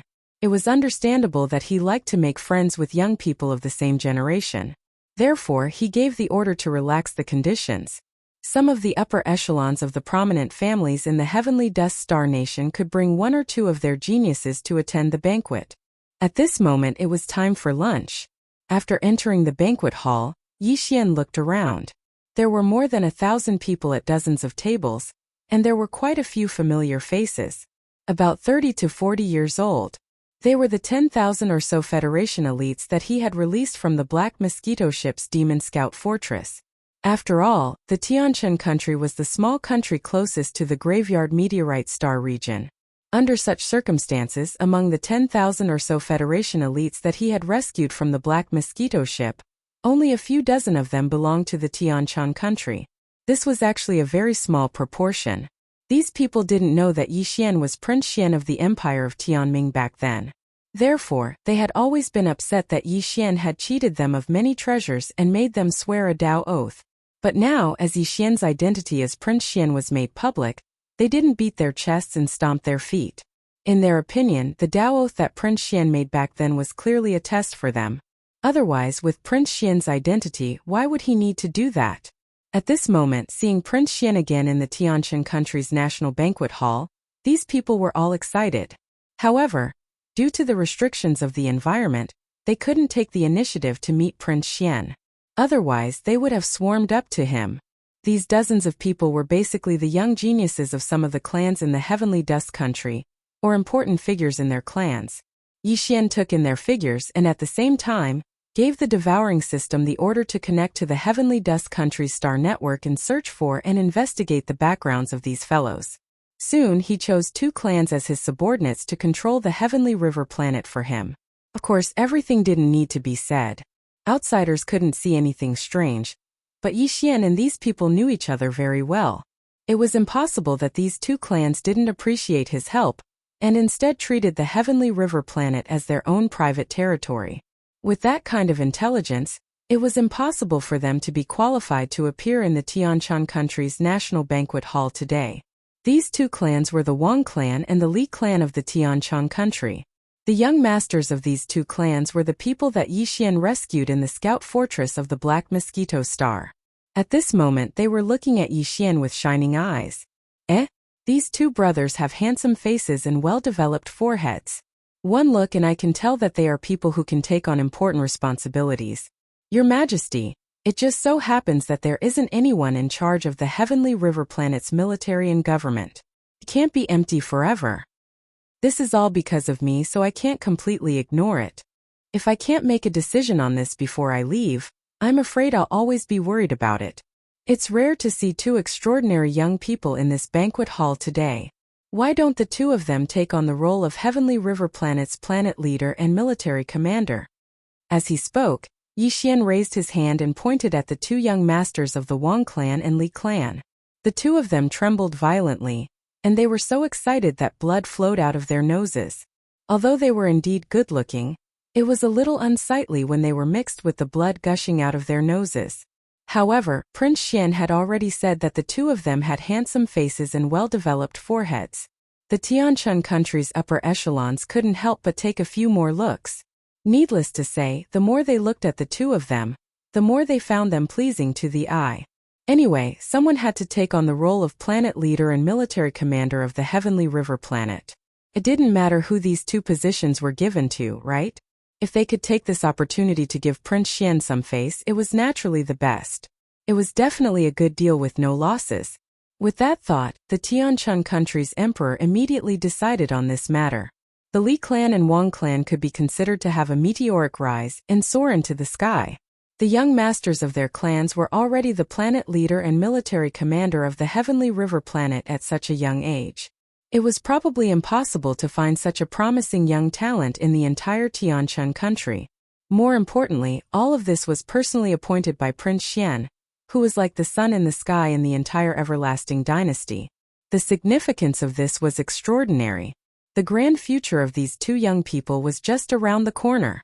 After the banquet ended, Yi Xian and the people from Naples exchanged a few pleasantries with the grateful young Master Li, young Master Wang, and their various aunts. Then they fled back to the fortress fleet outside the Tianchun Star, and headed straight for the wormhole, embarking on the journey to the Tianming imperial capital. Chapter 3069. This was a family feast. Heavenly Underworld Empire was one of the three great empires under the human race's technology faction in the third universe. There were countless small countries under it, and countless administrative planets under the small countries. It could be said that the Heavenly Underworld Empire's territory was boundless. Although the emperors of the three great empires were foreign officials, they were still considered as vassal kings in the entire immortal dynasty. Their status was extremely high. Even if Prince Xian and the three-star general of the empire's immortal army, Naples, and the Heavenly Underworld Empire's emperor still had to express goodwill, it was basically just a gesture on the surface. It was done for the empire to see. However, it would be a joke if the Heavenly Underworld Empire's emperor were to flatter Prince Xian's three-star general, Naples, like the Heavenly Dust Empire's emperor. After all, he was one of the three vassal kings of the dynasty. Whether it was his status or the authority he held, he was definitely not comparable to a three-star general of the immortal army or a popular prince with no real power. As for Emperor Tianming's imperial uncle Long Tianba, he had to be more low-key. After all, Long Tianba was the immortal emperor's brother. There was something that had to be said here. The current immortal emperor was ranked 8th among the brothers, and was the 8th prince of the previous generation. Therefore, whether it was the first imperial uncle or the second imperial uncle Long Tianba, they were both the immortal emperor's brothers. Of course, the imperial uncles here were only relative to Prince Xian's generation. Above Long Tianba and the immortal emperor, there was a generation of grand imperial uncles. They were the true elders of the immortal emperor's generation. Their strength was also extremely terrifying. However, under normal circumstances they rarely showed themselves. They were all in seclusion, and the only thing in their hearts was to comprehend the great Tao. Regarding the arrival of the Stronghold fleet, the Heavenly Underworld Empire's emperor didn't need to show himself. It was enough for the empire's royal family and important officials to receive them. However, because Imperial Uncle Long Tianba was also in the fleet, Emperor Tianming, who rarely showed himself on the Heavenly Underworld planet, came out of seclusion and showed his face at the banquet. On the surface, Emperor Tianming looked like a middle-aged man in his 40s, with a square face and a dignified appearance, but his actual age was clearly much higher. No one would care too much about this. In the context of the starry sky, even the lifespan of an ordinary citizen was close to 300 years, not to mention the lifespan of a cultivator. Any random starry sky cultivator in the crowd would be a 1,000-year-old monster, and some extremely powerful existences would have a lifespan of more than 10,000 years. Although Emperor Tianming showed up, he didn't stay for long. He only stayed for about 10 minutes before he excused himself and left. But before he left, he stared deeply at Yi Xian. His gaze lingered on him for more than 3 seconds. This was extremely unusual. It made Yi Xian, who was originally a fake, feel his heart skip a beat. He felt a little guilty. Fortunately, Emperor Tianming didn't say anything. He quickly retracted his gaze and turned to leave. Yi Xian pondered about this for a while, and felt that there shouldn't be any other problem. Perhaps Emperor Tianming was just a little curious about Prince Xian's recent rise, so he took a few more glances. There was no deeper meaning. Therefore, he quickly threw this matter to the back of his mind. The banquet was held in the Imperial Palace's National Banquet Hall, and the scene was very grand. After the banquet, Yi Xian and the others were arranged to stay in the Imperial Hall outside the palace. This was the hall where the Empire entertained the most distinguished guests. As a prince of the Empire, Yi Xian naturally had the right to stay here. When the fleet arrived at the heavenly underworld planet, it was morning, so the banquet just now was considered a luncheon. What surprised Yi Xian was that not long after he returned to the Imperial Hall with the Neapolitan Admiral, the Purplish Warbler, and the wretched Mosquito Slayer, he received a new banquet invitation. Someone actually came to invite him to the banquet. The banquet invitation had the Xianyuan family's emblem. Seeing this emblem, Yi Xian couldn't help but smile bitterly. He probably had to attend this banquet. No matter what, he still had to give face to the Purplish Warbler. The reason why the Xianyuan family sent over the banquet invitation so quickly was actually related to Naples. His 2 confidants, who were at the level of major generals, didn't attend the national banquet in the heavenly underworld empire's imperial palace. Once they arrived at the heavenly underworld planet, they went to the Xianyuan family. On behalf of Prince Xian, they sent over a huge gift. Previously, because of the Purplish Warbler, the Xianyuan family had already decided to fully support Prince Xian. Later on, as Prince Xian's reputation became more and more prominent, the entire Xianyuan family was very pleased with their decision back then. Now, Prince Xian was definitely the kind of person that countless families would fight to submit to. Not to mention the families of the 3 great imperial capitals, even those imperial families on the undying star of the Undying Dynasty, who hadn't yet sided with a prince and had been observing from the sidelines, felt that it was time to choose a side after Prince Xian made it to the heaven role. Under such circumstances, Prince Xian was about to arrive at the heavenly underworld planet. Furthermore, the Purplish Warbler had always been with him. They had entered the first universe twice in a row.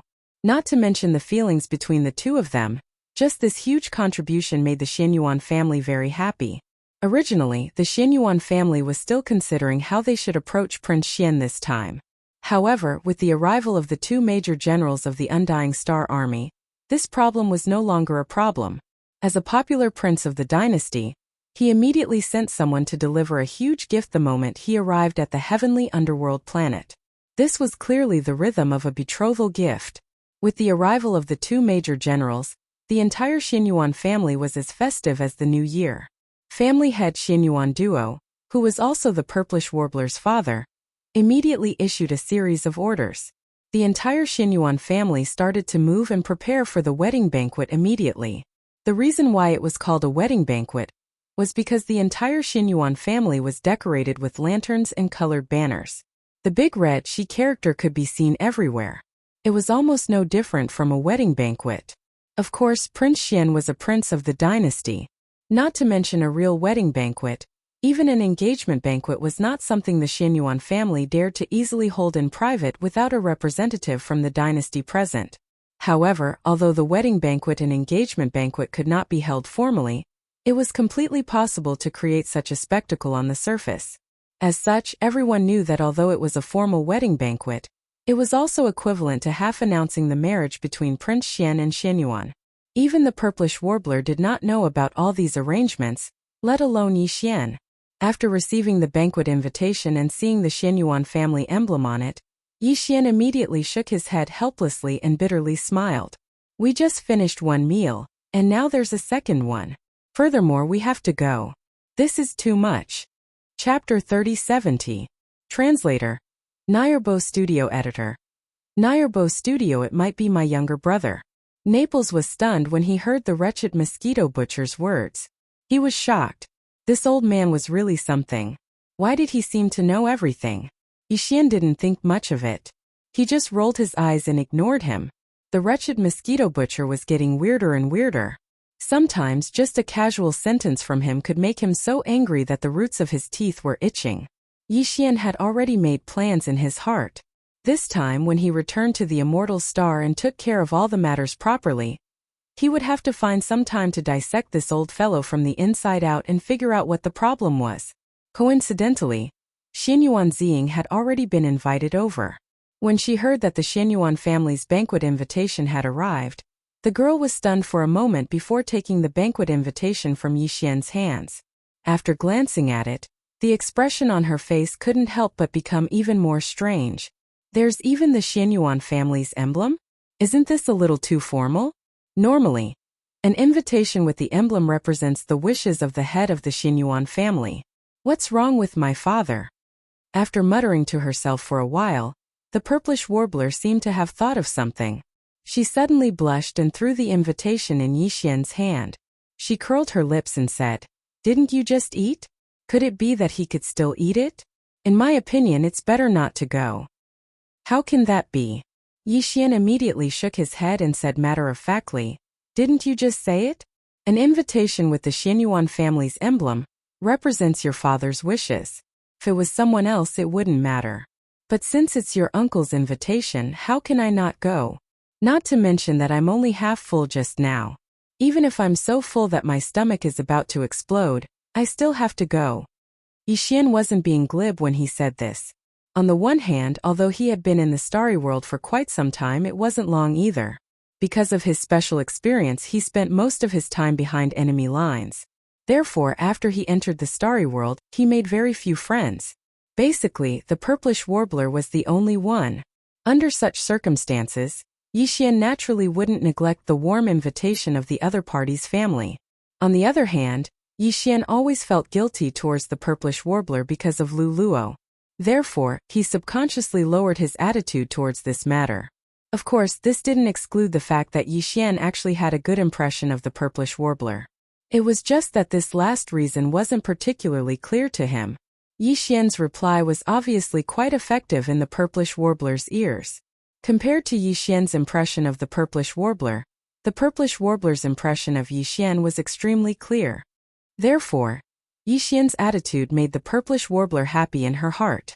It was just that girls were shy and thin-skinned. Even if they were happy, they couldn't express it too easily. Sometimes they would even say something sarcastic. For example, right now, "At least you still have some conscience. But this is your own decision." Although the purplish warbler was secretly happy, she rolled her eyes and said to Yixian, "Don't blame me if you get too full when the time comes." Yixian naturally saw that this was the attitude of a little girl. He could only shake his head and smile bitterly. He was also speechless. Because this was a private banquet, Naples didn't even bring any bodyguards to the Xianyuan family this time. There were only 4 people in the party: Yixian, the purplish warbler, Naples, and Yixian's personal butler, the wretched mosquito butcher. After the 4 of them left the Imperial Gymnasium, they directly rushed to the Xianyuan family. The purplish warbler was just going home, so she was familiar with the way. Yixian and Naples' behavior was also very normal. Only the wretched mosquito butcher, who followed behind the 3 of them, took advantage of the fact that the 3 of them didn't turn around to look behind them. His servile demeanor unknowingly disappeared, and he walked with his head held high and his chest puffed out. The only thing missing was a folding fan in his hand and waving it 3 times with each step he took. He had the attitude of a master. Yixian and the other 2 people walking in front of him seemed to have been reduced to servants and maids opening the way for him. Yixian was the prince of an immortal dynasty, and his reputation was like the sun in the sky. He could be said to be very popular. Even the wretched mosquito butcher was greatly surprised by this. Previously, when they were on the main planet of the Black Mosquito tribe in the Demon Domain, this guy deliberately put on airs because of Yi Xian's status as the Holy Son. Now that he was in the human race, he realized that his qualifications to show off seemed to be much greater. As long as Yi Xian turned around, his attitude of being the number one in the world would immediately be transformed into one that was incomparably familiar to him. Of course, this old guy also knew that if Yi Xian turned around and saw his current appearance, he would definitely be beaten to a pulp on the spot. Therefore, while he puffed out his chest and walked with his feet splayed out, the wretched mosquito butcher's triangular eyes were always locked on Yi Xian's back. As soon as he realized that something was wrong and Yi Xian was about to turn around to look, he would immediately puff out his chest and bow his head, returning to his original position in the blink of an eye. Of course, only one of the triangular eyes was locked on Yi Xian's back. As for the other one, it was looking around left and right looking for someone to show off his superiority. No one but him had this kind of ability. Soon the Xianyuan family arrived. From afar, Yi Xian saw the festive scene of the Xianyuan family's red wedding. He was stunned and turned to the purplish warbler beside him. Is there someone in your family getting married today? Huh. The purplish warbler was also confused. He was stunned for a moment before he replied uncertainly, "Maybe, it's my younger brother. Then you'll have to prepare a gift. Otherwise it'll be too rude." Yi Xian smiled awkwardly. He flipped his hand and took out a small space box from his undying world. He opened it and saw 10 level 99 colored star core sources, each the size of a baby's fist, lying quietly inside, emitting a dreamy aura. "This is too precious. No way." The purplish warbler was shocked. 10 level 99 colored star core sources were rare even on the Undying planet, let alone in the Tianming imperial capital. Yi Xian's generosity shocked even her. "It's fine." Yi Xian waved his hand and settled the matter. Level 99 colored star core sources were indeed precious, but the purplish warbler couldn't compare to others. Besides, he already had more than 100 of them, and then he obtained another cube from the Black Wind ship, so he had more than 1,000 of them. 10 was really nothing. The 4 of them soon arrived at the Xianyuan family's entrance. A young man ran over with a smile on his face, calling out "Sister" happily. The purplish warbler beside him also smiled dotingly. It seemed that she really liked this younger brother of hers. It's him. Chapter 3071. Translator. Naobo Studio Editor. Naobo Studio. A virtuous son-in-law of striking appearance, seeing Yi Xian give him a gift as soon as they met. The young man was clearly a little surprised. However, after being stunned for a moment, he still raised his hand and accepted the gift. Moreover, he didn't seem to care about Yi Xian's congratulatory words. He subconsciously opened the small space box and let out a cry of surprise. His entire face was illuminated with dreamy 9 colors. He grinned at Yi Xian and said, "Brother-in-law, thank you." With that, the young man turned and ran to the group of people waiting in front of the Xianyuan family's gate. He handed the small space box in his hand to an old man in the middle, as if he was presenting a treasure. His face was full of excitement and emotion. "Father, look. My brother-in-law gave me 10 ninth level 99 colored crystals." The group of people all looked at the small space box in his hand. The dreamy 9 colors were reflected on everyone's faces. Even the old man, suspected to be the head of the Xianyuan family, had a look of shock in his eyes. He was obviously shocked by Yi Xian's generosity. Following that, everyone became excited. They had already sent someone to deliver the betrothal gifts just now, and they were also very valuable. Now, the young man had given 10 ninth level 99 colored crystals to curry favor with his brother-in-law. It seemed that Prince Xian really cared a lot about Ziying. Thinking of this, the group of Xianyuan family members all smiled from the bottom of their hearts. Although these 10 ninth level 99 colored crystals were put away by the old family head on the spot, and they probably wouldn't get a share of it, as long as Prince Xian became a family member, everyone present would benefit greatly in the future. They couldn't refuse it even if they didn't want to. At this moment, after putting away the small space box in the young man's hand, the old man had already led the group of Xianyuan family members to welcome Yi Xian. With a face full of smiles, he looked at Yi Xian and said, "Ayaya, my virtuous son-in-law is indeed a man of striking appearance. However, your etiquette is a little too thorough. This makes us seem distant." We're all family, why do you have to be like this? Brother-in-law? Virtuous son-in-law? They were all family. As these words entered his ears one after another, Naples was grinning from ear to ear. The wretched mosquito slayer was more or less the same. Only the two people involved, Yi Xian and Purplish Warbler, had their mouths wide open, as if they had agreed beforehand. Their faces were full of shock. It was as if lightning and thunder were rumbling in his mind. In an instant his entire brain was numb from the explosion. At the same time, in the imperial capital, the Immortal Star, the Federation's Overwatch Council. After some investigation, the Overwatch Council's task force had a rough idea of the source of Prince Xian's 10 billion Federation contribution points. An investigation report was delivered to the desk of Long Huai, the head of the Overwatch Council. Although Long Huai was the great imperial uncle on the surface, he looked younger than the second imperial uncle, Long Tianba. He looked to be in his early 40s with a pale face and no beard. However, the light in his eyes occasionally flickered. His entire person imperceptibly exuded the aura of someone who had been in a high position for a long time. It was very frightening. On Yi Xian's side, the investigation of the 10 billion contribution points deduction was very fast because he only needed to recall what he had done. However, on the Overwatch Council's side, it was not so simple. There were some things that even Naples did not know. He was only a 3-star general in the immortal army of the Immortal Dynasty. This time, the 10 billion contribution points deduction from Yi Xian were related to the interests of the entire Wanluo Federation. Thus, after the investigation began, there were many aspects that needed to be taken into consideration. The entire Wanluo Federation was in the first universe. Even if it was only in the demon territory, how could it be as simple as a few demon spies who had been bribed?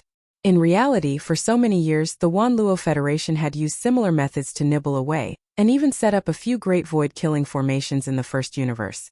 In the future, when they fought a decisive battle with the overlord of the first universe, the Tianji clan, these great void-killing formations would have unimaginably terrifying effects.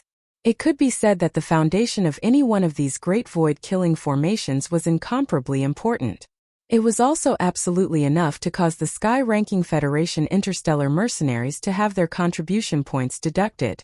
Thus, this time, when the Federation's Overwatch Council launched an investigation into the 10 billion contribution points deduction from Yi Xian, they took into consideration many aspects. This took a certain amount of time, and only now did they have a result.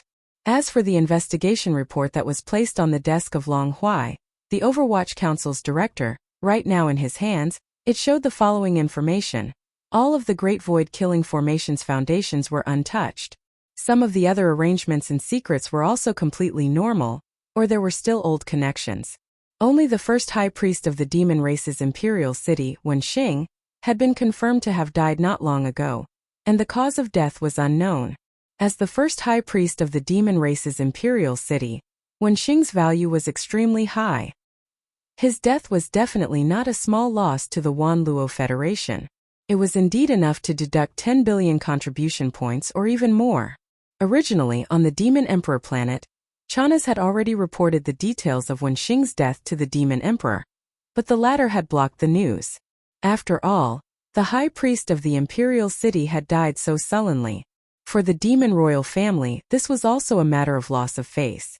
Thus, regarding the true cause of Wenxing's death, the Federation's Overwatch Council did not receive any real information at all.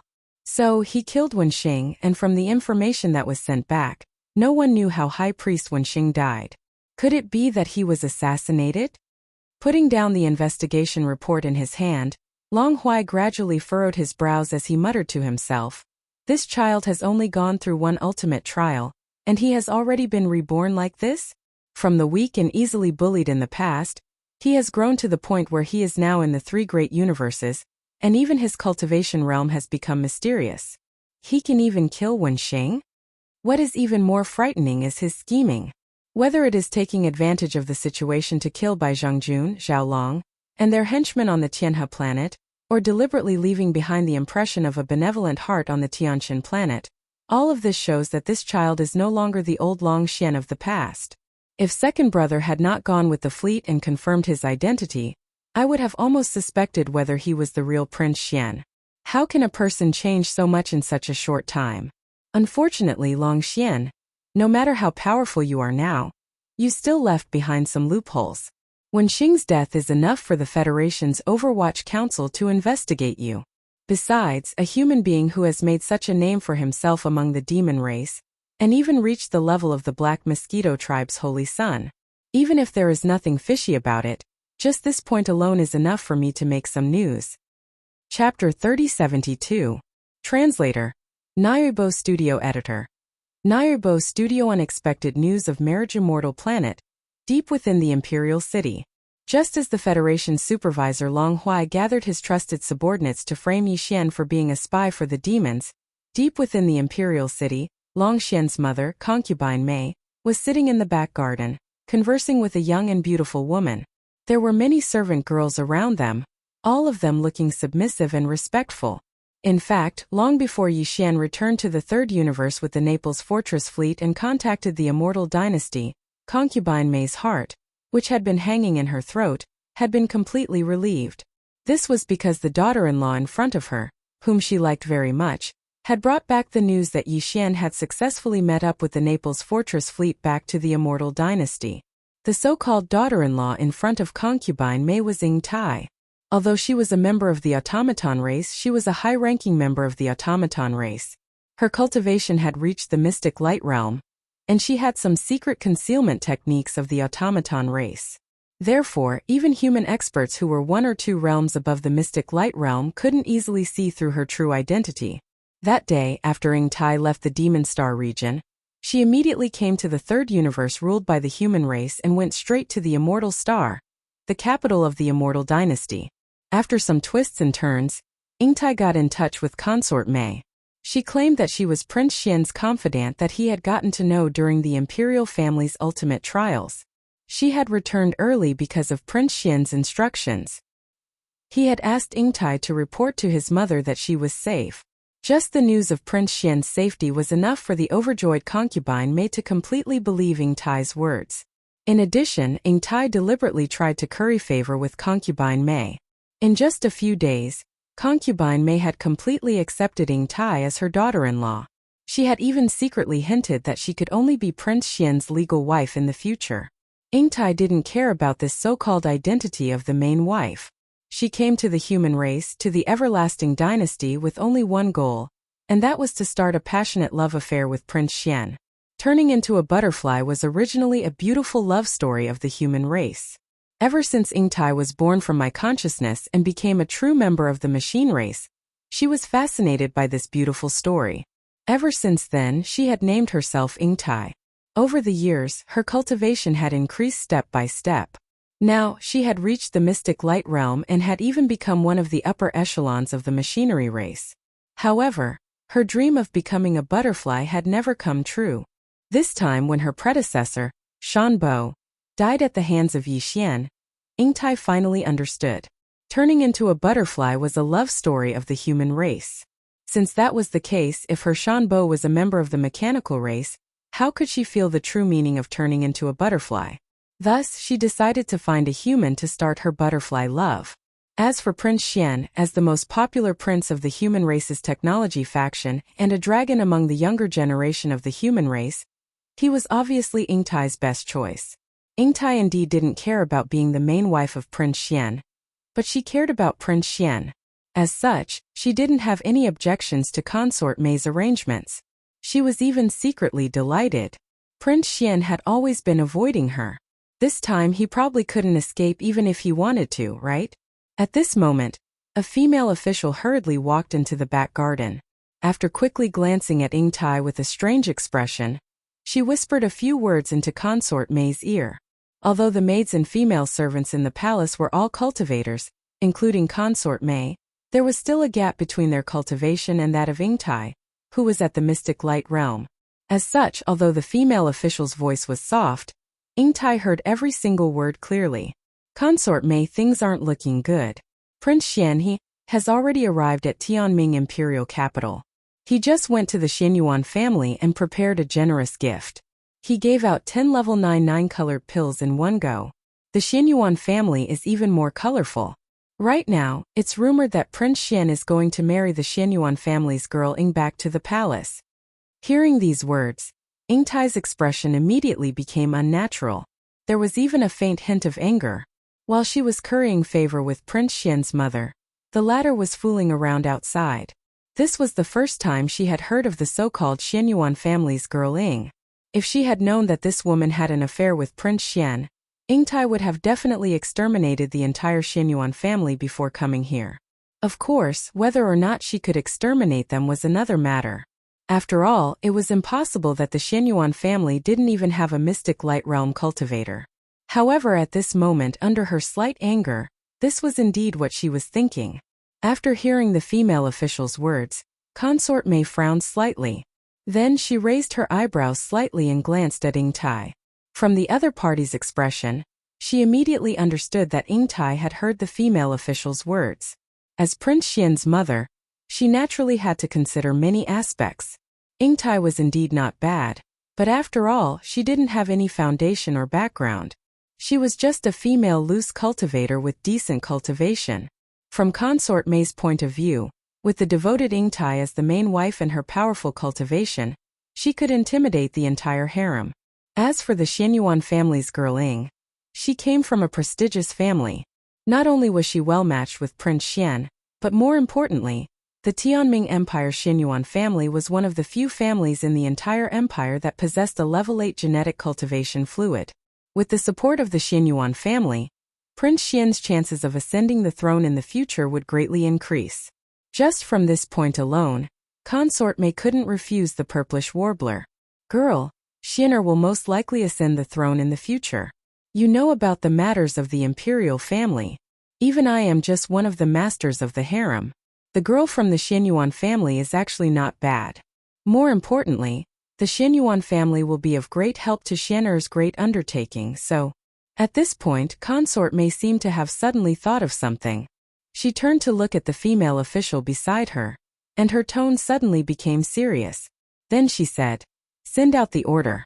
Tell Xianer to return to the imperial capital immediately. Tell him that Ingtai is waiting for him here. Once he returns, we will have the wedding immediately." After that, Consort Mei turned her head to look at Ingtai. She smiled kindly and said softly, "Girl, this is the fate of marrying into the royal family. However, although I can't promise you anything else, I will make sure that you will not lose the position of the empress. So, I will definitely give it to you." Ingtai actually didn't care about all of this. However, Consort Mei's words for Prince Xian to immediately return to the imperial court and complete the wedding made Ingtai rather happy. She immediately stood up and bowed towards Consort Mei. "I will listen to Consort Mei's decision." Chapter 3073. Translator. Endless Fantasy Translation Editor. Endless Fantasy Translation. Running away from marriage, brother-in-law. So you have another one on the immortal star? Actually, this is normal. Even if you can't ascend the throne and become a prince in the future, it's normal for you to have a lot of concubines. But the problem is that my sister can't handle it. You know her temperament. I think this is going to fail. Xian. Your Highness, why didn't you mention this before? That woman called Ingtai. From what concubine Mei said, she wants you to immediately return to the palace to complete the marriage. In that case, won't Ingtai become your first wife? Ayaya, if that's the case, this old man can't guarantee anything for you, little Ing. Damn hooligan liar. I don't want to see you anymore. Woo! With the arrival of the immortal star's summons, the entire banquet hall was in chaos. The purplish warbler almost burst into tears. She stood up angrily and left the banquet. Even Naples and the wretched mosquito slayer were dumbfounded by this scene. For a moment they were stunned. As for Yi Xian, he was in no mood to pay attention to all of this. At this moment his entire mind was occupied by the two words Ingtai. Ingtai, that love-struck woman who had the supreme cultivation of the mystic light realm but was clearly a little crazy. She actually returned to the third universe one step ahead of time, and even went to find Prince Xian's mother, Concubine Mei. Moreover, from the sudden summons from Concubine Mei, it was obvious that Ingtai was doing well over there. Prince Xian's family, and the entire immortal imperial family had probably been taken care of by that woman. Under such circumstances, if he really returned to the immortal star, he would be walking right into a trap. Although marriage wasn't something to be afraid of, Yixian never thought that he would become Dao companions with a strange woman like this. Even if this woman was Xianyuan Ziying, he wouldn't be completely unable to accept it. He might even be able to half push and half submit to her. However, if it was Ying Tai, Yixian definitely wouldn't compromise no matter what. That woman was sick in the head. Why did she say that she wanted to start a love affair with him? It sounded good, but the story of Liang Shanbo and Zhu Yingtai was clearly a tragedy. Okay? Only an idiot would play such a sick game with her. It seemed that he couldn't go to the immortal star, at least for the time being. Otherwise, once he returned, he would definitely be forced to complete the marriage. At that time, everything would be over. No matter what, he had to slip away first. He was clearly running away from the marriage. If that woman called Yingtai still had some face left, she might take the initiative to leave the immortal star soon. At that time, Yixian could just go back. Thinking of this, Yixian immediately had the thought of leaving heavenly underworld planet. In any case, he'd already returned to the third universe of the human race, so he could go anywhere. Naples couldn't be involved in this matter. After all, it was an order from the immortal star. If it was found that Naples was related to Yixian's disobedience, Yixian would be fine as a prince, but Naples would be severely punished as a high-ranking general of the immortal army. He was now considered by Yixian to be his own direct descendant. No matter from which perspective, Yixian had to protect him. Therefore, to be on the safe side, it would be best not to reveal to Naples even the fact that they were planning to run away at this moment. After all, the fact that Naples was equivalent to Prince Xian's direct line of descent must have been known to everyone in the imperial court. In order to suppress Prince Xian, his imperial brothers would not let go of any opportunity. Naples had definitely entered their sights and was listed as a target to be suppressed. At a time like this, Yixian had to be cautious and not leave any opportunity for the other party. Yixian couldn't stay too long, including on the Xianyuan family's side. Otherwise, once the fact that Prince Xian disobeyed orders was established, it was inevitable that someone would implicate the Xianyuan family.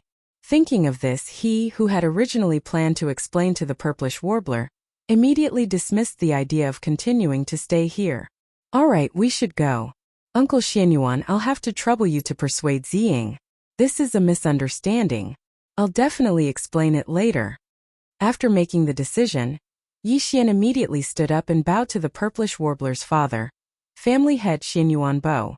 Then, he turned around and left the Xianyuan family with Naples and the wretched mosquito butcher. Your Highness! After leaving the Xianyuan family, on the way back to the Imperial Gymnasium, Naples couldn't hold himself back and wanted to ask about it.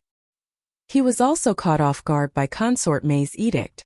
The key was that he didn't know what Yixian was thinking. This was something that, as a direct descendant of Yixian, he had to figure it out first before making further plans. Don't ask anything, don't say anything. This prince has his own plans. Without waiting for Naples to finish speaking, Yixian immediately interrupted him. He turned around and gave Naples a meaningful glance. This was the imperial capital of Tianming Empire, and it was in the imperial city area.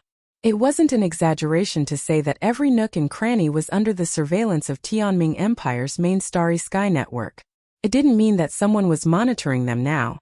After all, with Prince Xian's status, there probably wasn't anyone in Tianming Empire who dared to do so. There was no need for them to do so.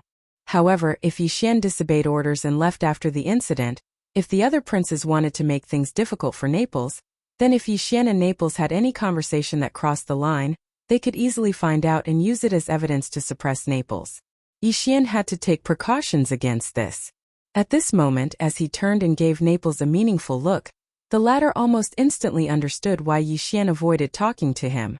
At the same time, he naturally guessed why Yixian wanted to escape from the marriage.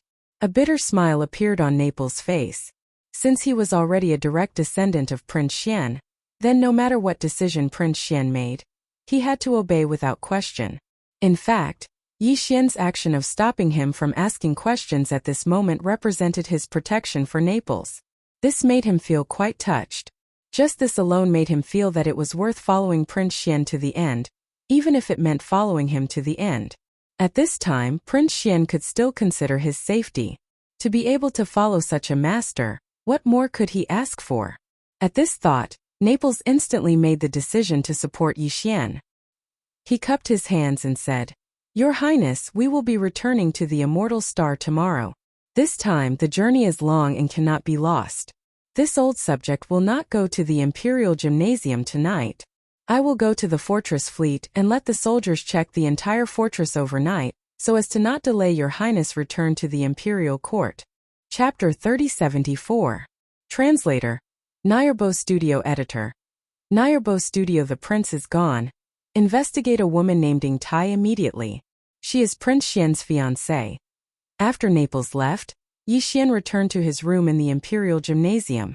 He immediately ordered the devouring system in his body to investigate Ingtai's background. At this moment, the more he thought about it, the more he felt that this matter was strange. Logically speaking, he was already on his way back to the immortal star of the imperial capital of the heavenly underworld empire. After entering the wormhole, he would reach the immortal star in a few days. Prince Xian's mother, Consort Mei, definitely wouldn't be in such a hurry to issue such an edict all of a sudden. Furthermore, she clearly stated the date of his wedding with Ingtai in the edict. All of this was clearly Ingtai's doing in the dark. As a result, Yixian recalled the 1 or 2 rare encounters he had with Ingtai. He immediately became suspicious. Following Yixian's order, the devouring system immediately activated its auxiliary communication system to investigate. However, it found nothing. This result made Yixian even more suspicious. Ingtai claimed to be Prince Xian's fiancée. How could there be no information at all? This was definitely not normal. Unwilling to give up, Yixian narrowed the scope of his search and gave only one search condition, which was Prince Xian's fiancée. The result was also a blank slate. Prince Xian did not have a fiancée at all. This result was within his expectations. Indeed, there is a problem. It seems that I can only ask the system to analyze it. With a frown, Yixian immediately used the process of his encounter with Ingtai as an analysis element and transmitted it to the devouring system, requesting the system to analyze it. The final result gave him a huge shock. Ingtai. 80% is from the Tianji clan. 15% is from a human with bad intentions. 5% is from a third race with bad intentions. Out of the 3 possibilities, the latter 2 were bad intentions. There was no need to talk about the first one. If she was from the Tianji clan, it was not just bad intentions. It was simply unfathomable. Furthermore, the possibility of her being from the Tianji clan was as high as 80%. This was the result of the devouring system's analysis. It was basically the truth. She's from the Tianji clan? Yixian's expression turned gloomy, and his mind quickly calculated. If this was the case, then Ingtai should be one of the higher-ups of the Heavenly's legacy race's Star Fortress. Who would have thought that there would be 2 clansmen in the Tianji clan's interstellar fortress? One of them had been killed by him, while the other must have seen the terrifying power of the Thunder Origin bead and knew that he was no match for it. That was why he used such a scheme to confuse Yi Shiwen. Since the other party was willing to give up on an interstellar fortress, it meant that her scheme was huge. At the very least, it was worth more than an interstellar fortress. However, all of this was not the main point. The main point was that the other party had already infiltrated the undying star of the Undying Dynasty. Furthermore, she had successfully contacted Prince Xian's mother, Consort Mei. It seemed that their relationship was quite good. At the very least, Consort Mei had already agreed to marry Prince Xian. This made Yixian quite suspicious. Although Ingtai's cultivation was not bad, reaching the Mystic Light Realm, there should be quite a few existences below the Mystic Light Realm on the Undying Star of the Undying Dynasty's imperial capital, right? There were definitely existences several major realms stronger than the Mystic Light Realm. Naples was only a 3-star general. In the Undying Army of the Undying Dynasty, there were 4-star generals, 5-star generals, and the highest marshals. Their cultivation was definitely above that of Naples. And this was only the military. In reality, apart from the military, how could the other departments of the Undying Dynasty not have such powerful existences? Under such circumstances, a Mystic Light Realm existence, even if she looked no different from a human and definitely had some secret methods of the Tianji clan, had infiltrated the imperial capital of the Undying Dynasty, where the headquarters of the Myriad Net Federation was located. How could no one discover Ingtai's true identity? Could it be that the devouring system's analysis was wrong? As soon as this thought appeared in his mind, Yixian shook his head and shook it away. Although this didn't make sense, he would rather believe in the devouring system. In that case, he would treat Yingtai as a member of the Tianji clan. Facing the situation before him, what Yixian needed to do wasn't just what he'd thought before. It was as simple as not going to the immortal star and temporarily escaping from the marriage to avoid the limelight. Since the other party wasn't Prince Xian's fiancé, she would definitely have a different excuse than what she had told Yixian if she wanted to deceive Consort Mei. She would most likely say that she was a close female friend that Prince Xian had gotten to know while he was out there undergoing the ultimate trial. Otherwise, she wouldn't have been able to trick Consort Mei into trusting her. In short, Yingtai's excuse for entering the Undying Star and coming into contact with Consort Mei was definitely related to Prince Xian. In this way, once the fact that she was a member of the Tianji clan was exposed, it would be extremely disadvantageous for Yixian. The power struggle in the imperial court was very intense. Who knew how many people were waiting for such an opportunity? Furthermore, Yixian hadn't resolved the issue of 10 billion Federation contribution points being deducted. Furthermore, Prince Xian still had a covetous first imperial uncle, who held the important position of supervisor of the Myriad Luo Federation. Looks like I still have to rely on myself to expose Yingtai's identity. Otherwise, this matter will definitely become an excuse for those people to use against me. As Yixian muttered to himself, he couldn't help but feel a headache coming on. If not for the fact that his identity as Prince Xian was already established and that he could use the starry sky net on the Undying Star to search for the devouring source with half the effort, he would have given up on this identity. He didn't like this kind of power struggle between the imperial family. Scheming against each other was really troublesome. After sighing, Yixian immediately waved his hand and summoned the Dongshu shuttle. The Emperor Hall was the top VIP hall in the Tianming imperial capital.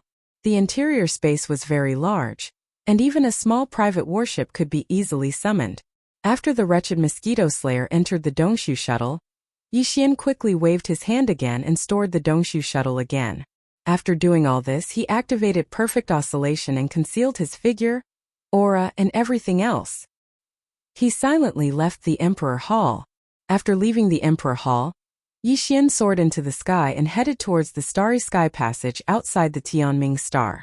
After a short while, he arrived outside the Tianming Star's atmosphere. In the Tianming Star's official star dock not far away, the 5 starry sky fortresses commanded by Naples were clearly visible. However, Yixian couldn't go over at this moment. In order to protect Naples, he could only choose to leave alone. With another sigh, Yixian activated his cultivation and entered the starry sky in a state where his figure and aura were concealed. His physical body traversed the starry sky and quickly left. Chapter 3075. Translator. Endless Fantasy Translation Editor. Endless Fantasy Translation. The Third Imperial Decree. It was nighttime. Before Yixian entered the Independent and that belonged to him temporarily, he had instructed everyone not to disturb him unless they were summoned. He was going into seclusion. Therefore, even though Yixian left that very night, no one in the entire Tianming imperial capital knew about it the next day. Even Naples, who knew that Yixian would definitely leave quietly, wasn't sure if he had really left. Since Prince Xian had instructed everyone not to disturb him and he was going into seclusion, no one dared to disturb him. Even Naples pretended to wait in the flagship fortress of the Star Dock, outside the atmosphere of the Tianming Star. As for food and drink, it was common for cultivators to not have a drop of water for a few days or even longer. Since he was going into seclusion, the desire for good food had to be put aside. Therefore, no one came to disturb him for the entire day, not even delivering food. As for the Xianyuan family, they also maintained their silence and didn't come to contact Prince Xian again. The second day, the third day, until the 6th day it was still the same. Finally, the imperial capital couldn't sit still anymore. Concubine Mei's second imperial decree arrived at the Tianming imperial capital, requesting that Prince Xian end his seclusion immediately and set off by the end of the day. Concubine Mei had obviously seen through it. In fact, some of the bystanders, including the Xianyuan family, had also seen through it. Instead of going into seclusion earlier or later, Prince Xian chose to go into seclusion right after Concubine Mei's decree and the wedding announcement. Furthermore, he chose to go into seclusion on the way back to the imperial capital's immortal star. This was clearly a deliberate delay. Perhaps Prince Xian had been enjoying himself in that independent inn for the past few days and hadn't gone into seclusion at all. Concubine Mei's second decree was clearly a little angry. Furthermore, this second decree wasn't only issued to Prince Xian, but to Emperor Tianming as well. It was clear that they wanted Emperor Tianming to step in. No matter what, they had to get Prince Xian onto the fortress fleet and head for the Undying Star. Emperor Tianming did not appear, but the head steward of the Imperial Palace did. However, after the head steward of the Imperial Palace entered the Imperial Academy, his expression changed before he even entered Yixian's independent inn. He sighed. The prince has already left. Moreover, he has been gone for a long time. I'm afraid it's been 5 or 6 days. The Emperor Palace officials behind him were stunned for a moment before their expressions changed. This wasn't a small matter. They were clearly disobeying the imperial edict. Although the imperial edict wasn't issued by the immortal emperor himself, Consort Mei was the most powerful concubine in the imperial harem. Her imperial edict couldn't be disobeyed. Even her own son had disobeyed her orders. To Concubine Mei, this was tantamount to a slap in the face. If Consort Mei was angered, many people in the Tianming imperial capital would suffer. After all, Prince Xian was lost here. Some people would not be able to escape the blame. Chief Steward, what should we do? A pale-faced official asked the chief steward who represented Imperial Emperor Tianming. They were indeed in a state of panic now that something like this had happened so suddenly. What else can we do? He's already gone. Don't tell me you still want to lie to Consort Mei? If that's the case, we'll lose our heads. The chief steward replied indifferently, then turned around and left. He had to report this matter to Emperor Tianming. Although a prince of the imperial capital was popular, in the eyes of Emperor Tianming, he was nothing. However, the other party had stirred up a lot of trouble. Emperor Tianming was probably angry about this. After the chief steward left, the follow-up work started quickly. On one hand, the imperial capital's Undying Star's reply was reported immediately. On the other hand, the Tianming imperial capital also launched a comprehensive investigation into Prince Xian's disappearance. After all, as the imperial capital of the Tianming Empire, the Tianming Star defense system was incomparable to that of an administrative star of a small country. It was inexcusable for a person to disappear just like that. Ordinary concealment techniques would not be able to escape the detection of the Tianming Star defense system. If they did not get to the bottom of this matter, they would not be able to answer to Consort Mei. However, when Yixian left, he used the perfect vibration of the Devil Cultivator's mental strength skill. The heavenly underworld star defense system couldn't sense it at all. As a result, the final result of this investigation caused everyone to be dumbfounded. Prince Xian had indeed gone missing. However, when and how he had left, and whether he had left on his own accord or had been abducted, no one knew anything about this. The investigation result was a blank slate. There were no clues at all. Such a result made everyone fall into a daze. With the defensive system of the heavenly underworld planet, even a mystic light realm expert, such as the Neapolitan Admiral, wouldn't be able to leave without leaving a trace if he used a concealment technique. However, Prince Xian had done it. Although his cultivation was still a mystery, and no one knew, no matter what, he shouldn't be as strong as a mystic light realm existence, right? Could it be that he was abducted by a supreme existence whose cultivation had surpassed the mystic light realm? Thinking of this possibility, the entire Tianming imperial capital started to panic. If this matter was investigated, who knew how many people would lose their heads? Prince Xian had fought alone in the demon territory of the first universe and returned safely. However, he had suffered such a crime in his own territory. It was hard to say whether he would live or die. Even if the Everlasting Dynasty didn't pursue this matter, the countless fans of the prince in the entire Myriad Luo Federation would definitely not let this matter rest. Because of this matter, the entire Tianming Empire's imperial capital was in a state of panic. Even Emperor Tianming could not sit still. Only the commander of the stronghold fleet, Naples, who was docked in the Tianming Star dock, seemed anxious on the surface, but his heart was calm and he sighed. Even he was amazed that Prince Xian had been able to leave the Tianming star without anyone knowing. At the very least, he would not be able to do the same thing. Apart from that, the purplish warbler also knew what was going on. All of this seemed very mysterious to outsiders, but she knew that Yi Xian had the mental energy of a demon. This was not a difficult thing to do. The Tianming Empire's imperial capital was the core of the Third Universe's technological faction. The demon scouts of the Tianming race would not be able to infiltrate this place. As such, the Tianming Star's star defense system did not have many defensive measures against the mental energy of a demon. Otherwise, Yi Xian would not have been able to leave so easily. The purplish warbler was well aware of this.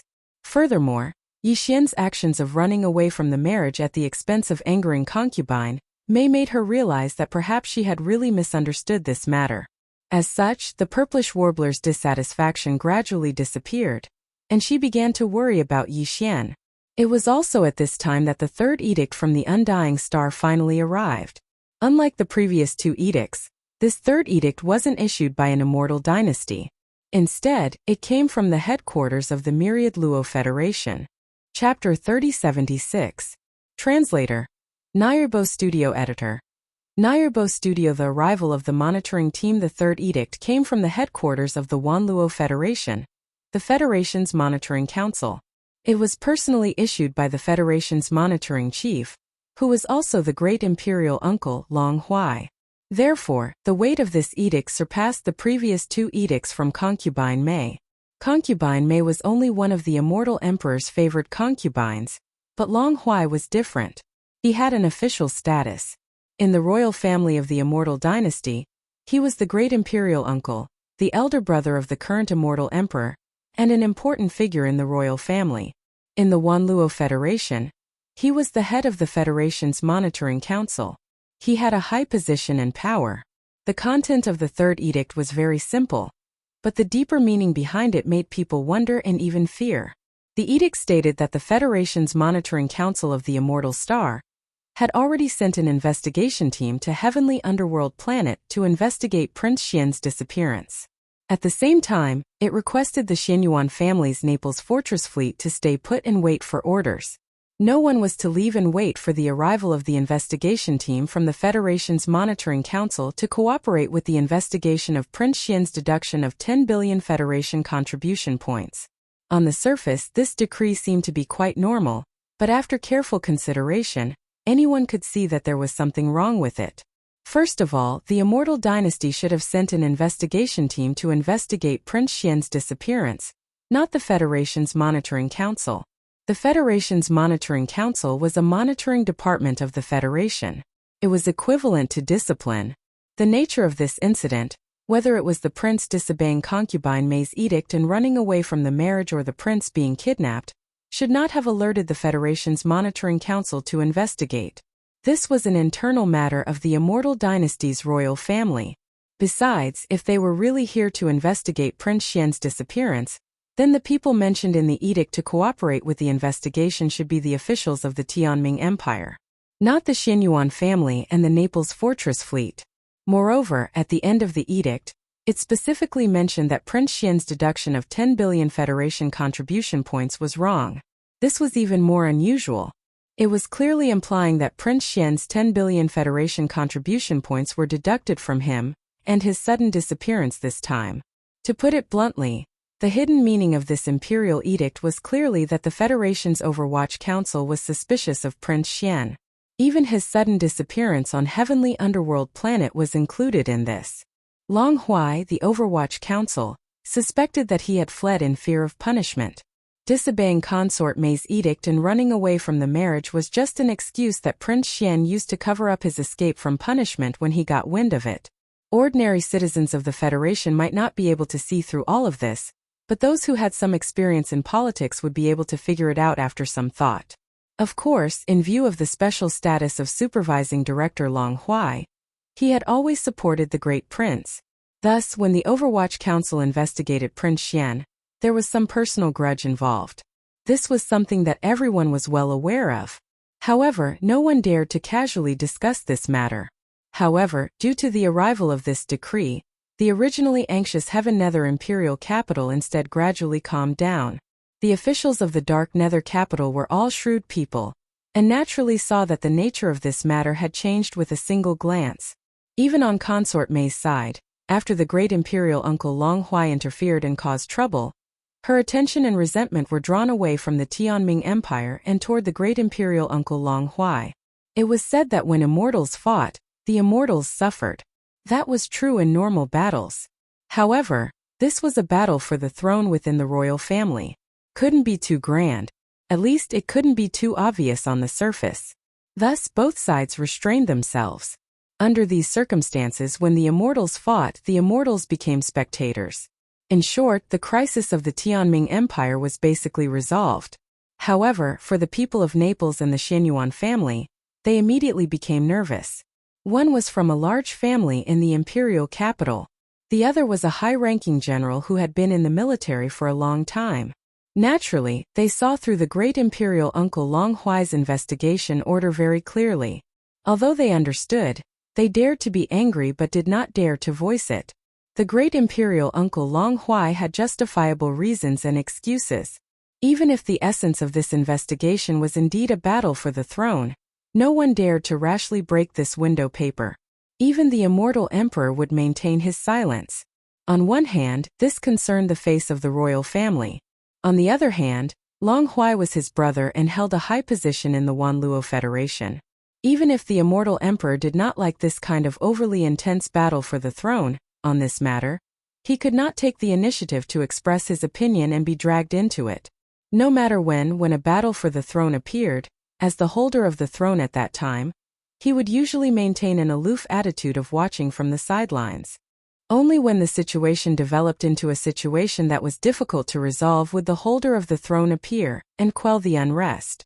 In reality, in the immortal emperor's eyes, this battle for the throne was an excellent opportunity to examine the great prince and Prince Xian, who had suddenly appeared like a dark horse. The grand imperial uncle Long Huai was well aware of this as well. Thus he was extremely confident. So long as he controlled the situation and didn't make the situation too serious and cause the imperial clan to lose too much face, it was impossible for the eternal empires to stand out and interfere in this matter. The people of Naples and the Xianyuan family both knew this point.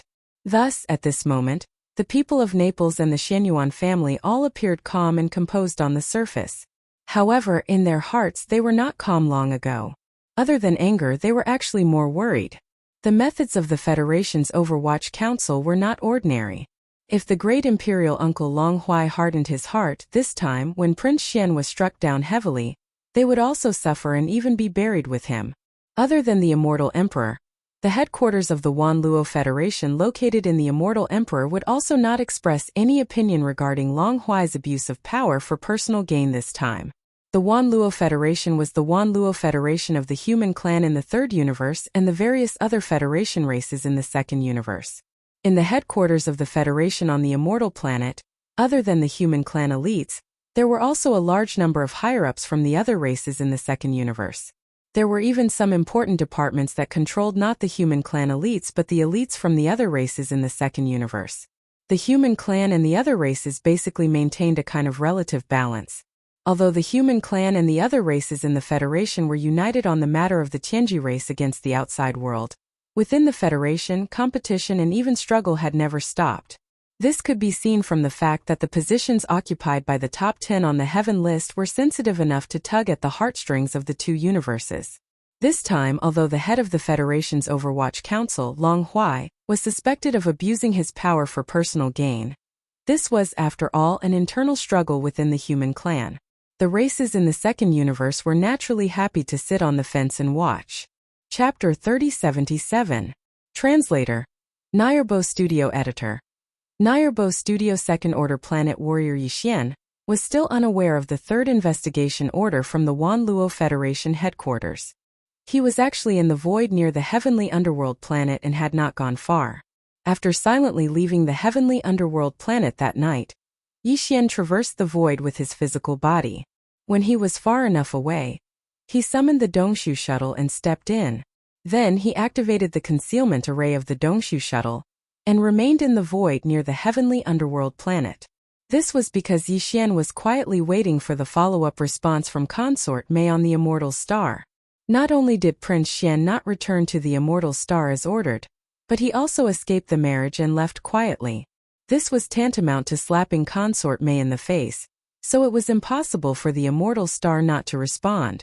Yi Xian, on the other hand, would be able to analyze the intentions and movements of the suspected Tianji clan member, Yingtai, through the follow-up response from the Immortal Star.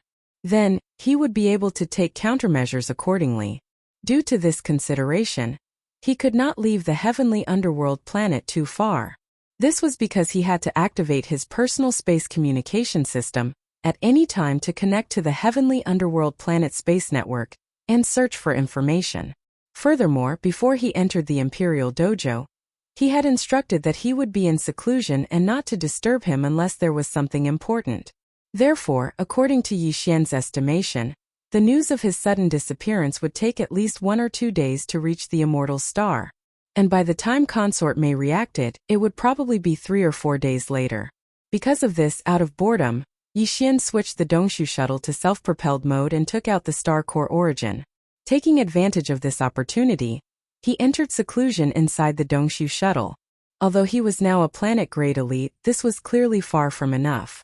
Prince Xian's cultivation level could not only be at the 4th major realm. When he had first left the Immortal Star and started the Imperial family's ultimate trial, his cultivation level had probably been much higher than this. Although everyone believed that Yi Xian was concealing his cultivation base and deliberately controlling what he revealed to the outside world at the planet grade, it was very likely that Yi Xian would encounter a situation where he would be forced to reveal his true cultivation base during the upcoming power struggle in the Immortal Dynasty. Under such circumstances, if Yi Xian couldn't display a stronger cultivation base and was still a planet first order, it would immediately arouse suspicion. Therefore, whenever he was free, he would seize the time to cultivate. Fortunately, he had the Devouring system to help him absorb the energy from the Star Core Origin. His speed in this aspect was already very fast, and coupled with the fact that his mental state had improved several times in a row, he was able to make consecutive breakthroughs in a short period of time. He did not have to worry about the situation where his foundation would be unstable due to his cultivation level increasing too quickly. This time, during his closed-door training in the void, Yi Xian still used level 9 9-colored Star Core Origins. In fact, he used 2 of them. In just 8 short days, when all the Star Core Origins that he had thrown to the Devouring system had been completely absorbed and finished his training, Yi Xian heard the familiar system prompt in his mind again. Ding! Congratulations to the host for leveling up. Current cultivation level. Planet 3rd order. Upon hearing this prompt, Yi Xian was delighted. His eyes lit up as he clenched his fists tightly. Sure enough, after using 2 level 9 9-colored Star Cores, he had finally achieved 2 consecutive breakthroughs during this closed-door training. He had broken through from the Planet First Order to the Planet Third Order. However, this situation could not be maintained for long. The planet realm was not very strong yet, so it was still possible to break through 2 small levels in a row by using 2 level 9 9-colored Star Core Origins. However, as his cultivation level increased again, he was afraid that he would only be able to break through 1 small level after using 4 or 5 level 9 9-colored Star Cores at once. Because of this, he decided to take advantage of the fact that his foundation was still shallow and the effects of the level 9 9-colored Star Core Origins were still very obvious to increase his cultivation level as quickly as possible during this period until his mental state reached a bottleneck and he had no choice but to stop. In fact, he was the only one who could achieve such a thing. If it had been anyone else, even if they had a large number of level 9 9-colored Star Core Origins, they would not have been able to achieve this as it took time to absorb the Star Core energy. The higher the level of the Star Core Origin, the slower and more difficult it would be to absorb the Star Core energy within it. Yi Xian had the Devouring system and the bloodline of the space devouring beast, so he was not afraid of this. He could absorb the Star Core energy as quickly as he wanted. After breaking through once again, Yi Xian was in a good mood. He calculated the time and realized that he had actually spent 8 days in this closed-door training to make 2 consecutive breakthroughs. This gave him a huge fright. 8 days was enough for the Immortal Dynasty to react to his sudden disappearance. Consort Mei was probably furious. Prince Xian was her only son, and Consort Mei had always been proud of him. This time, Prince Xian was carrying out the royal family's ultimate trial outside. And she had always been very worried.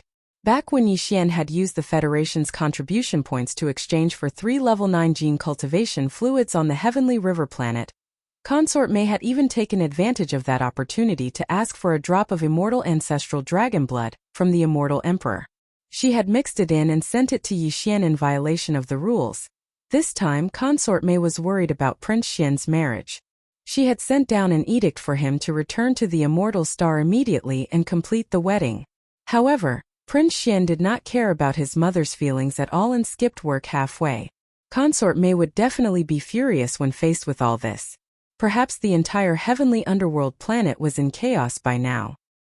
He did not know if the Naples and Xianyuan family were in trouble. He had considered protecting them at first, so he believed that no matter how furious Consort Mei was, she would not vent her anger on them. After all, anyone could see that the Naples and Xianyuan family had basically been branded with Prince Xian's brand. They were her son's direct descendants. Consort Mei was furious, but she could not completely fall out with them over this matter and wipe out her son's future direct descendants, right? If she really did that, she would definitely not be his biological mother. When he thought of this, Yi Xian, who had just been a little worried, immediately calmed down. Immediately after, he issued an order to the Devouring system and immediately activated his personal Starry Sky communication system. He connected to the heavenly underworld planet Starry Sky network and checked on the subsequent developments of this incident. Following the order, the Devouring system immediately connected to the Starry Sky network. After it was successful, it began to collect information. After a short while, the collection process was completed. A series of information was fed back and turned into words that were projected into Yi Xian's mind. Yi Xian immediately browsed through it. After reading a few lines, his heart sank to the bottom of the valley. In the next moment, his expression changed drastically. In addition to being furious, he even subconsciously let out a cry of alarm. What? How could this be?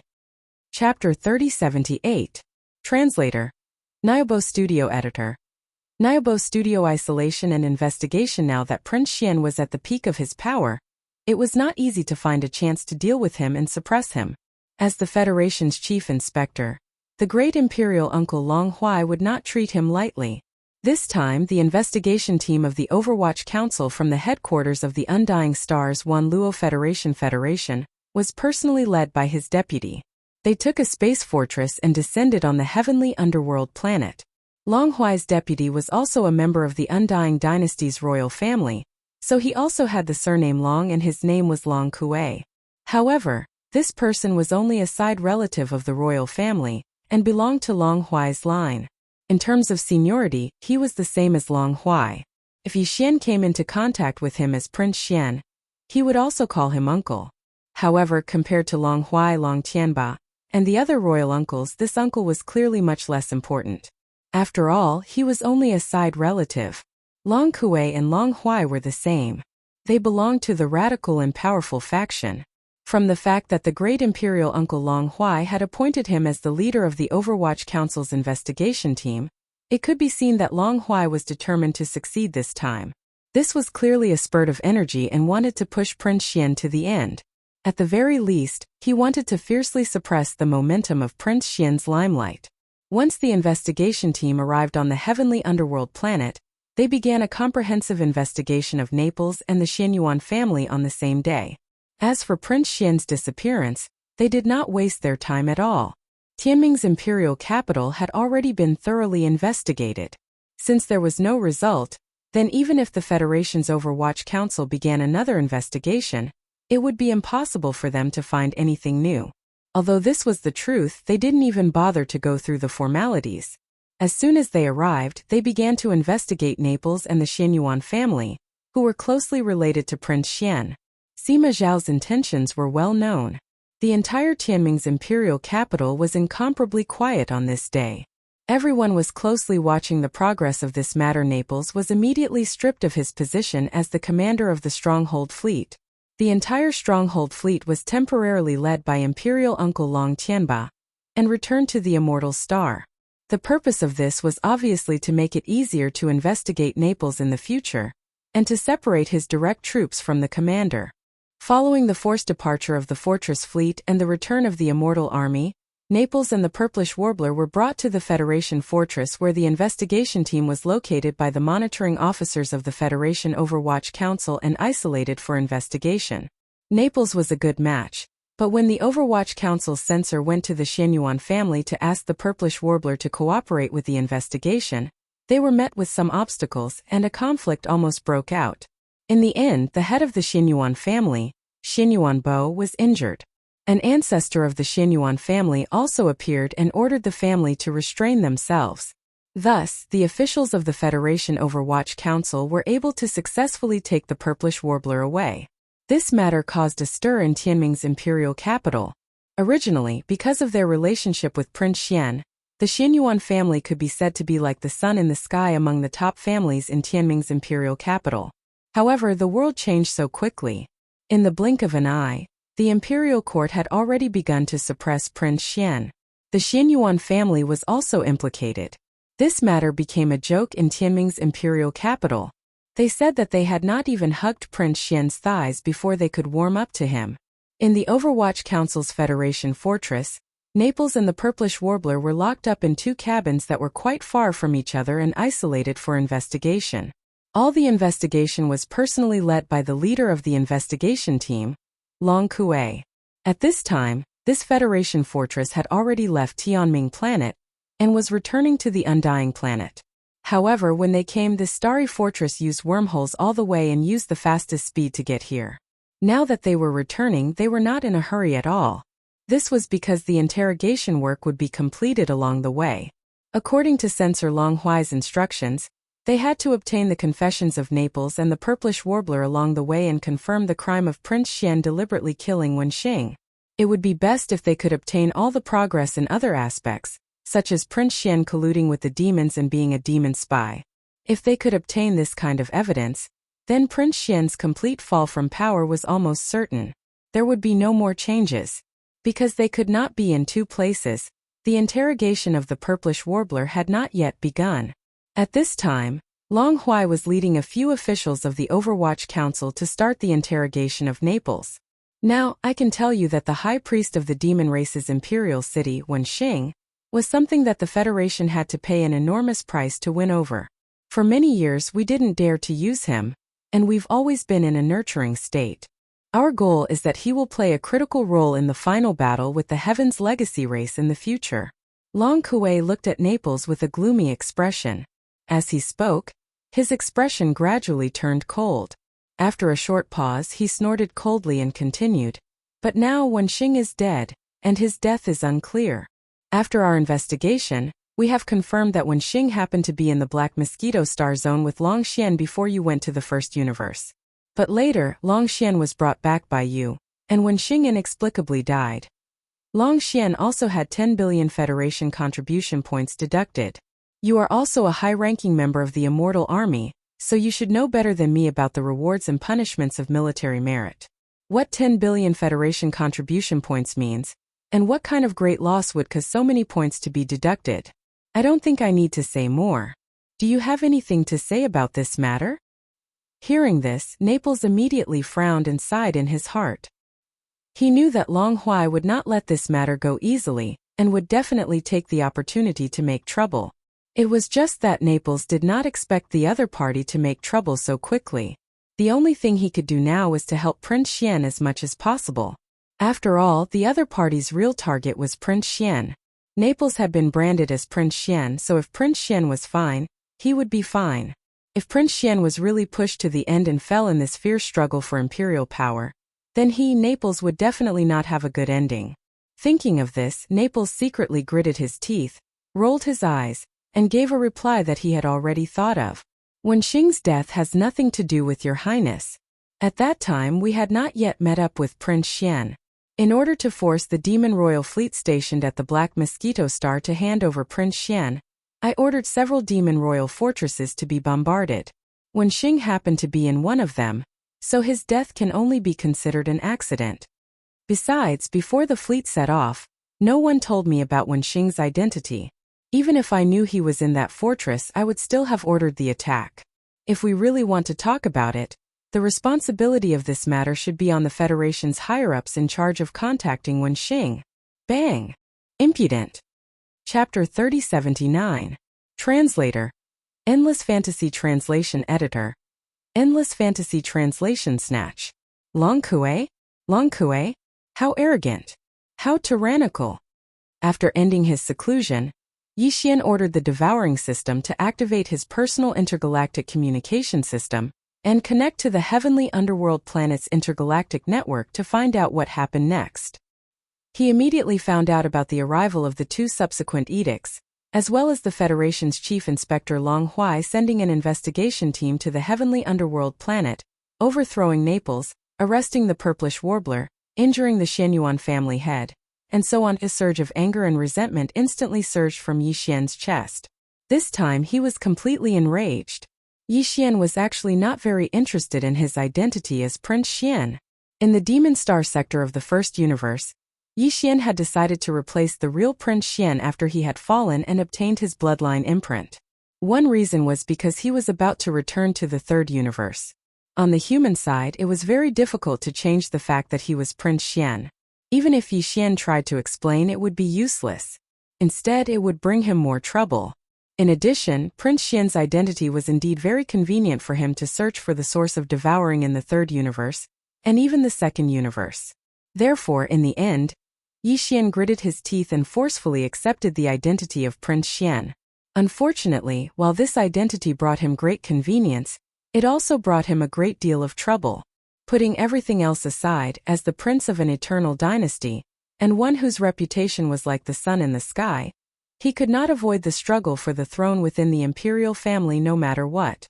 Yixian had a foundation, so he was not afraid. He just found it troublesome. However, there was no reason for him to only want benefits and not find it troublesome. Therefore, he was already mentally prepared for this kind of annoying fight for the throne. However, Yixian had a bottom line when it came to this matter. Since I've gotten the convenience, I can play with you guys no matter how annoyed I am, but you can't touch my bottom line. Otherwise, I won't play anymore. It was fine if he didn't have the identity of Prince Xian. After all, the fragment of the superbrain in the corner of his personal space communication system had already entered its infancy stage. Its search range and ability had greatly increased, and it was only a matter of time before it grew into a real superbrain. When that time came, Yixian wouldn't need to rely on the superbrain on the immortal star to obtain convenience and search for information on the devouring origin. As for personal strength and foundation, Yixian's cultivation had broken through again and again, and he was no longer a weakling. As long as he maintained this state of rapid growth, Yixian would soon become a true starry sky master. Furthermore, he did not lack the hardware and software required to maintain this kind of rapid growth. He had plenty of Yixian for devouring systems and various cultivation resources. This was only in terms of personal strength. When it came to foundation and overall strength, with the Thunder Origin Bead and the Headless Infant Corpse in hand, even in this vast third universe, who would he be afraid of? It could be said that the identity of Prince Xian was convenient for Yixian.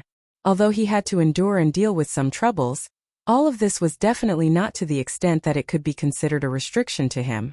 It was still the same old saying. If he was annoyed, he could just break up and quit playing. Therefore, this time, when Consort Mei suddenly issued an edict for Yixian to immediately return to the immortal star to complete the marriage ceremony with Ying Tai, he felt no pressure and left without giving any face at all. It was because there was no need to force himself to compromise.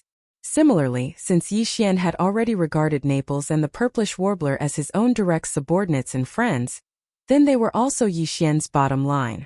Yixian could not accept that he had implicated Naples and the Purplish Warbler because of his own matters. The severity of this matter was enough for him to turn hostile.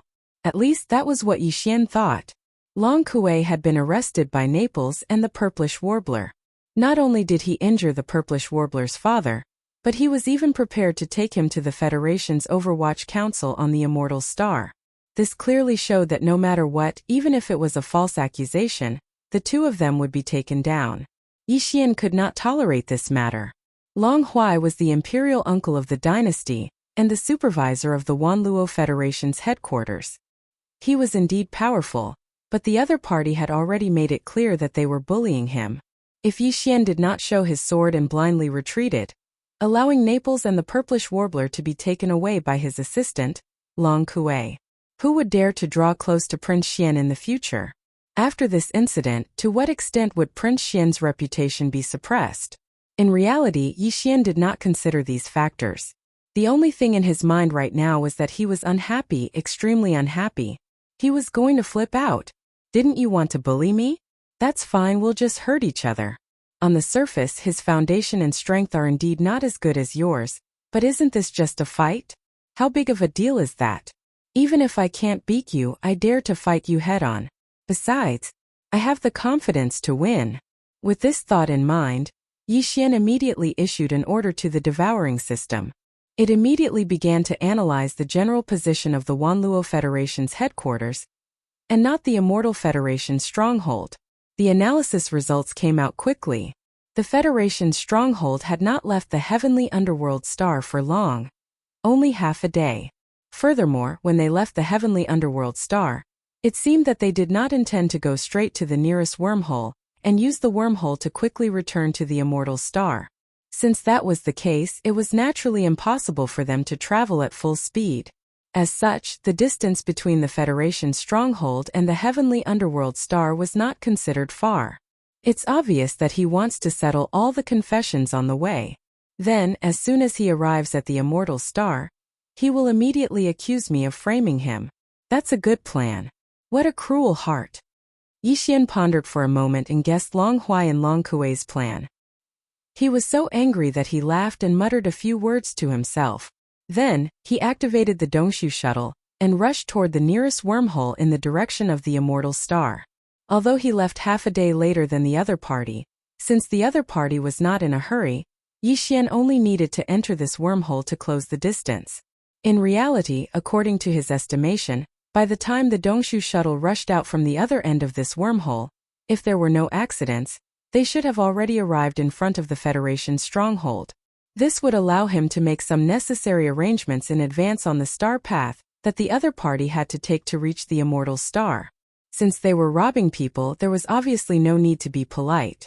This time, Yi Xian was even mentally prepared to use the Heavenly Legacy clan's stronghold. When he was just a commoner, he was not afraid of power. He even dared to provoke the Demon Scout Corps, let alone now that he had the identity of a prince on the surface. Chapter 3080. Fully prepared, although Yi Xian was infuriated, he wasn't so angry that he would lose his head. Their target this time was an interstellar fortress. If they wanted to take back Naples and the purplish warbler, they had to use their trump cards. However, Yi Xian had to consider clearly what could be used and what couldn't be used. Of course, the couldn't be used here didn't mean that they absolutely couldn't be used. Rather, it was best not to use them unless they had no other choice. For example, the Headless Infant's corpse or the Thunder Origin Pearl. Either one of these two existences could be used to deal with this Federation fortress. However, if that happened, the consequences would be truly difficult to bear. On the one hand, Yi Xian's trump card would be exposed. On the other hand, if they used the Headless Infant's corpse or the Thunder Origin Pearl, this Federation fortress guarded by Long Kuei would most likely be lost. That would be a major incident. Furthermore, Naples and the purplish warbler were still in this Federation fortress.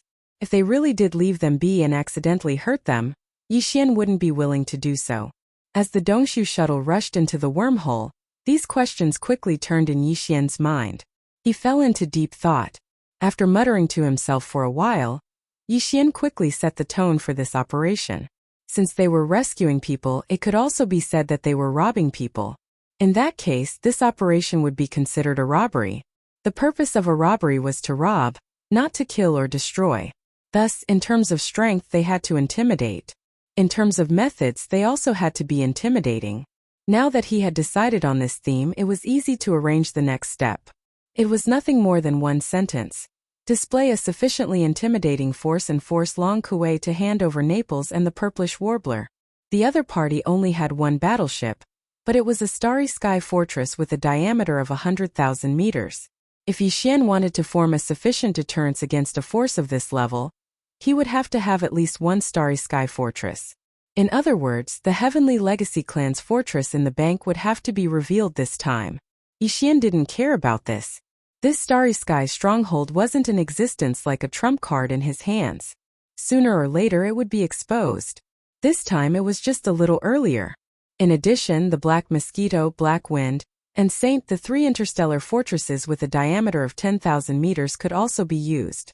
The fact that he had these three interstellar fortresses was no secret to the Myriad Federation and the Eternal Dynasty. Apart from that, the 10 million mosquito beasts and the 100,000 unkillable void soldiers could also be deployed in the void. However, there was no need to take out Prince Shueben, 8-star Wanghua, and the other high-end forces. Long Kuei was also a supreme existence in the profound light realm. The Bloodbend Prince was only at the origin realm, and the 8-star Wang Ladle was the same. The origin realm was only the 9th great realm, while the profound light realm was the 11th great realm.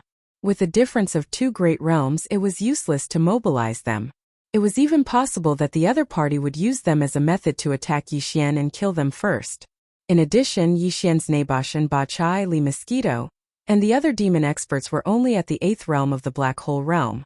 The strongest, Mo Nuzwa Fengtai, was only at the 4th level of the origin realm. They couldn't be used this time either. Even if they were used, they would die. Furthermore, they were demons. It wasn't convenient for them to be exposed in this kind of situation.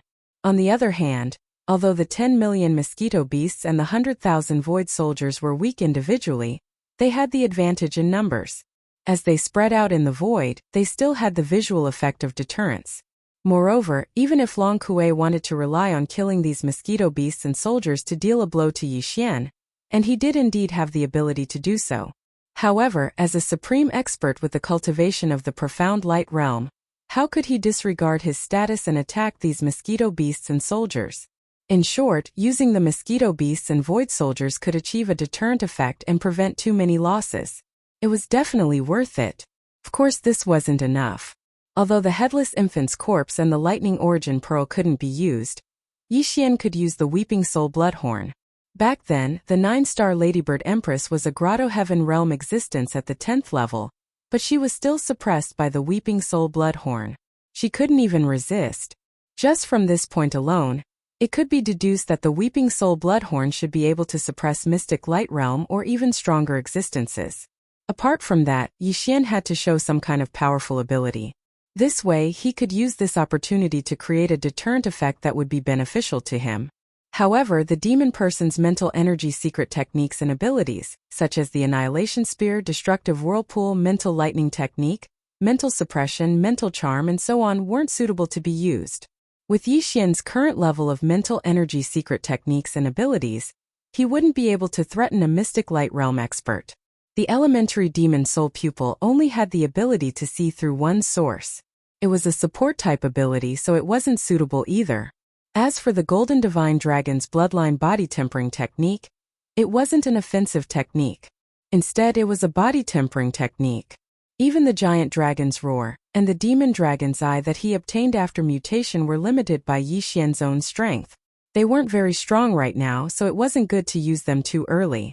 Although the Rai D seal in the center of his Sea of Consciousness contained large amounts of green lightning and golden lightning, it would be very difficult for Yixian to control it once it was used. Even if it wasn't as terrifying as the Lightning Origin Orb, it would still be impossible for that universal fortress to remain undamaged. There was still the possibility of accidentally injuring Naples and the Purplish Warbler. Only the Fallen Sky Bow was an exception. The Fallen Sky Bow originated from the Desolate Era Yaksha. It was originally an imprint of a Desolate Era divine ability that was left in Yixian's Sea of Consciousness. Unlike the black gold dragon scales in his Sea of Consciousness that represented the bloodline of the divine dragon and the demonic dragon, as well as the other secret techniques and divine abilities of the demonic humans, this kind of primordial divine ability was not divided into elementary, intermediate, and so on. From the very beginning, the Fallen Sky Bow didn't have any grades. Once it was used, it would absorb a large amount of the host's energy, including cultivation power, mental energy, life force, physical energy, and even the mysterious aura released by the Void Marrow Crystal. All of this would turn into a golden energy arrow that shot towards the opponent. Of course, the more powerful Yixian was, the more energy the divine ability imprint could absorb. The golden energy arrow that shot out would be even more powerful. However, even with Yi Xian's current strength, as long as he controlled his speed and used a large amount of his cultivation power, mental energy, physical energy, and so on, this arrow might not be completely harmless to Mystic Light Realm experts. The only problem was that if he didn't control his speed well, and the golden arrow absorbed too much energy, Yi Xian would probably faint on the spot like the previous 2 times. However, if he stored up energy in advance and used a large amount of multipupil thought crystals and star core origin to charge the arrow, this problem could be resolved. Chapter 3081. Translator. Endless Fantasy Translation Editor. Endless Fantasy Translation. Long Kuei's lobbying the Dongshu shuttle only stayed in the wormhole for 2 hours before it rushed out from the other end of the wormhole and stopped on one of the paths leading to the undying star. The distance covered by this 2-hour wormhole jump would take an entire day even at the normal speed of an interstellar fortress. The Federation fortress that Naples and the Purplish Warbler were in had only left the heavenly underworld star half a day earlier. In other words, it would still take half a day to reach the space where Yi Xian was at. Moreover, it would definitely pass through here as long as it wanted to return to the undying star. In the vast universe there were star paths everywhere. Every path led to Rome. Originally there was no such thing as a path that had to be taken, but what kind of existence was the undying star? The imperial capital of the Undying Dynasty, one of the 2 great human factions, was where the headquarters of the Myriad Net Federation was located. Every year, countless warships would head there from all directions of the undying star. However, in general there were only 3 fixed star paths that were the best choice. These 3 star paths were the fixed paths that led to the undying star from the imperial capitals of the 3 great empires. At this moment, Yi Xian was on one of these star paths, the main star path that led from the imperial capital of the heavenly underworld star to the undying star. In the void, there were many star paths that had been explored and confirmed to be safe, but most of the time these star paths were very quiet. Although there were many fleets going back and forth between the various administrative planets, the universe was too big, resulting in such a situation. However, this kind of desolate atmosphere was almost impossible to see on the 3 main planets. Sailing on the 3 main planets, it didn't take long for them to see 1 or 2 fleets of various sizes. Some belonged to some forces, and some were merchant fleets. At this moment, when Yi Xian's Dongshu shuttle appeared, there were fleets that could be seen from far and near. Yi Xian didn't care about these at all.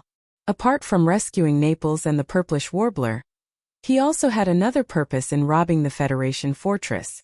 That was to show that he was domineering and not to be trifled with. Therefore, after stepping out of the Dongshu shuttle and waving his hand to keep it in his undying world, Yi Xian didn't care and directly brought out the Black Mosquito, Black Wind, and Holy Child Scout fortresses. Some of the fleets in the nearby void were shocked. There was still a difference between the Demonkin Scout Fortress and the human race's Great Fortress.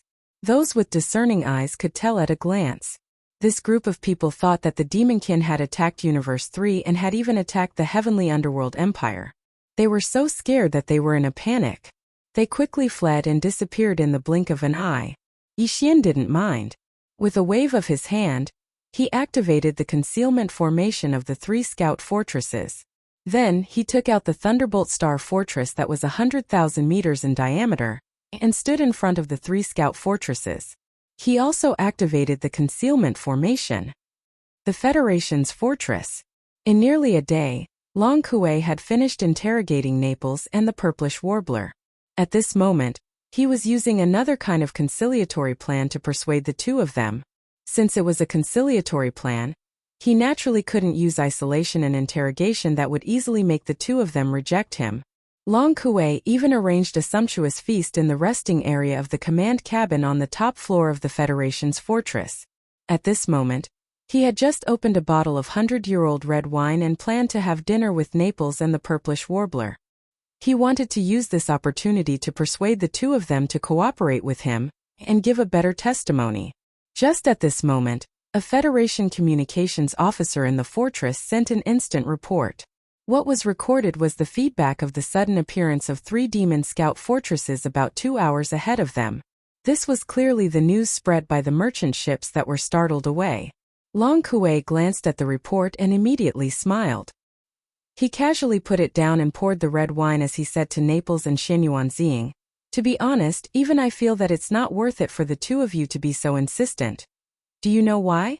Because the guy you insist on protecting has proven with facts that he is just a kid who is still wet behind the ears. He is not worth investing in at all." In front of us, about 2 hours away from the main star, there are 3 demon scout fortresses. Of course, this can't be because the demon scout army has already reached the heavenly dark empire. Those 3 demon scout fortresses are clearly the Black Mosquito ship, Black Wind ship, and Saint Child ship. Hearing this, Naples and the Purplish Warbler were stunned at first, then their expressions changed at the same time and became gloomy. Long Kuei took in all of this, and the complacent look on his face became even more apparent. He felt extremely good about himself as he continued, "Pardon my bluntness, but if I were that Prince Xian of yours, what I would do at this time is to secretly return to the immortal star and find his recently favored mother. Perhaps I could even put in some pillow talk with the immortal emperor and escape this calamity. Unfortunately, this kid is too impulsive. 3 demon scout fortresses that I don't know how he got his hands on, and he dares to intercept a Federation fortress? Haha. Let's not talk about how arrogant and ridiculous his actions are. Just this action of openly going against the Overwatch Council of the Federation is enough to confirm some of his crimes. The two of you can be considered to have a bright future. One is a 3-star general of the Undying Army, and the other is a direct descendant of the Xianyuan family in the Heavenly Underworld Empire. But you met the wrong person and were fooled by this guy's false reputation and chose to be loyal to him. This is really, what a pity. But it's not too late to turn back now. As long as you record a testimony according to my instructions, then dream on." Without waiting for Long Kuei to finish, the Purplish Warbler immediately interrupted him with a cold laugh. He then said, "Do you think Prince Xian is as childish as you say? In addition to the 3 demon fortresses, he also has a star fortress that is no weaker than yours.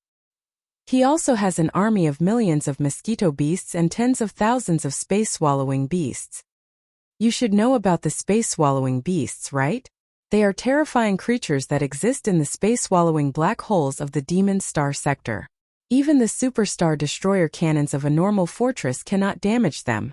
They can even swallow the void of the universe. An army of tens of thousands of space-swallowing beasts is enough to gnaw your Federation fortress into a rotten watermelon." These words were actually what Yi Xian had said to Naples and the Purplish Warbler in the Shurjian fortress in Naples. It was just that the two of them didn't believe it at that time. In fact, even now, Naples didn't believe it. The Purplish Warbler was the same.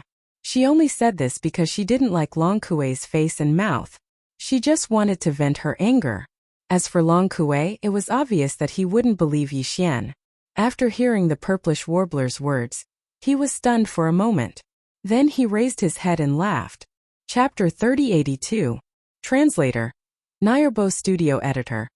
Nayarbo Studio. This prince is robbing. In the void in front of him, 3 10,000-meter-tall demon scout fortresses suddenly appeared. However, this clearly wasn't the reason for Long Kuei's astonishment. He was astonished because in front of these 3 demon scout fortresses, there was clearly a silver cosmic fortress. It was the kind with a diameter of 100,000 meters.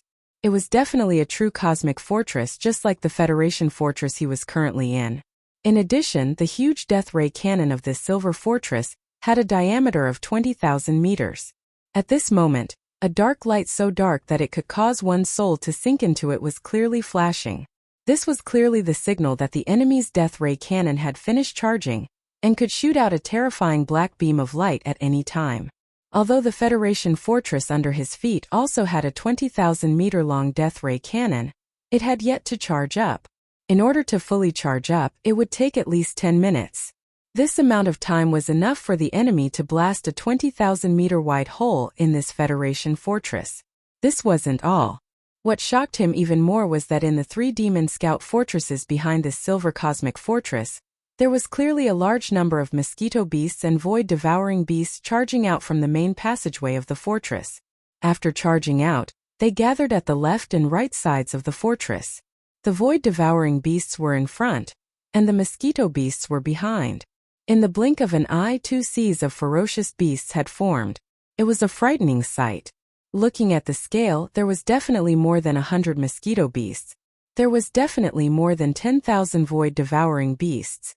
Similarly, there was also more than 10,000 void devouring beasts. In the void in front of the silver fortress, Prince Xian's figure stood on the back of a 30-meter-long void devouring beast. The latter's aura was that of a mid-stage origin realm expert. However, Prince Xian stood with his hands behind his back like his master. With a carefree expression he said indifferently, "Long Kuei, right? This prince was bored, so I came over to rob you."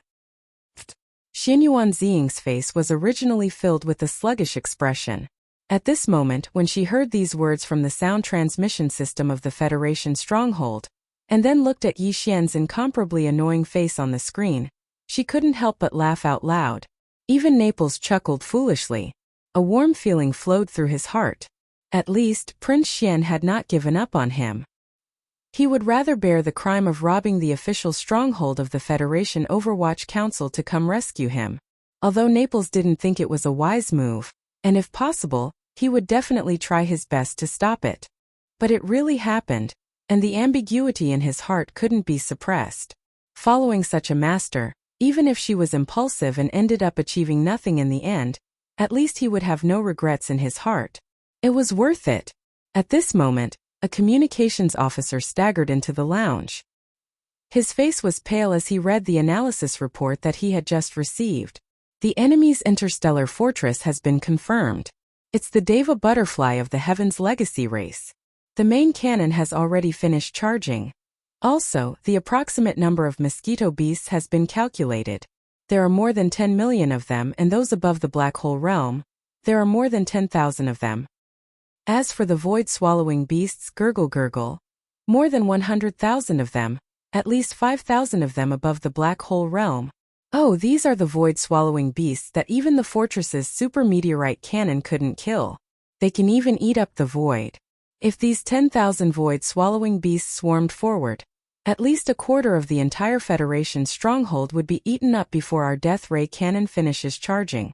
The key is that even if our death ray cannon finishes charging, we won't be able to attack. All the void-swallowing beasts are already close to the walls of the stronghold. We won't be able to hit them. As he spoke, the communications officer of the Federation stronghold was on the verge of tears. He had never even thought about such a battle, let alone seeing it with his own eyes. It was too frightening. 10 million mosquito beasts? 100,000 void-swallowing beasts? Oh my god. Hearing this, the purplish warbler was so shocked that he sucked in a breath of cold air. His face was filled with shock. So what this guy said before was the result of compressing the numbers by 10 times.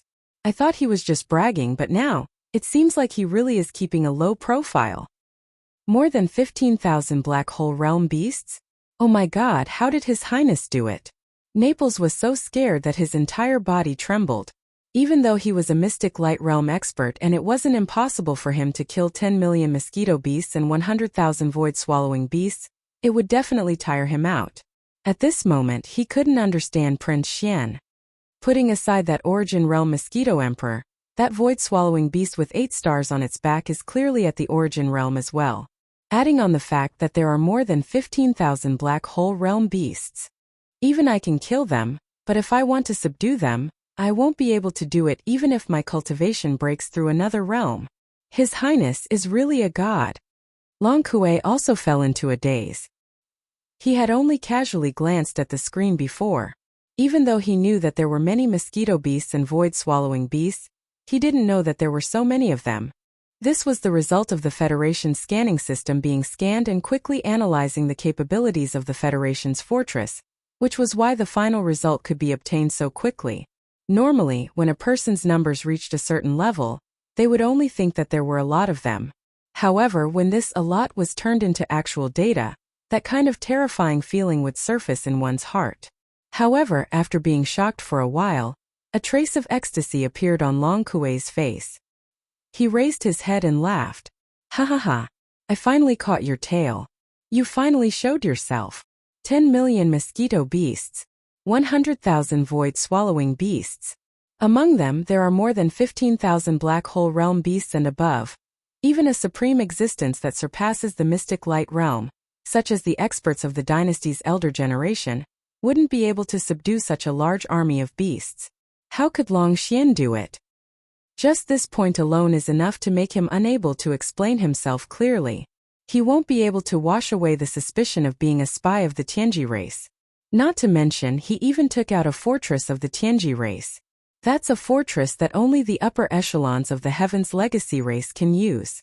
Only the mystic light realm upper echelons of the Heaven's Legacy race can control such a fortress. Could it be that he has the strength to kill a mystic light realm upper echelon of the Heaven's Legacy race? Everything that he has revealed at this moment has proven beyond doubt that he was bought over by the Heaven's Legacy race. As a prince of the dynasty, his reputation is like the sun in the sky, and he even made it to the heaven ranking. So, all of this was an investment of the Tianji race's spy?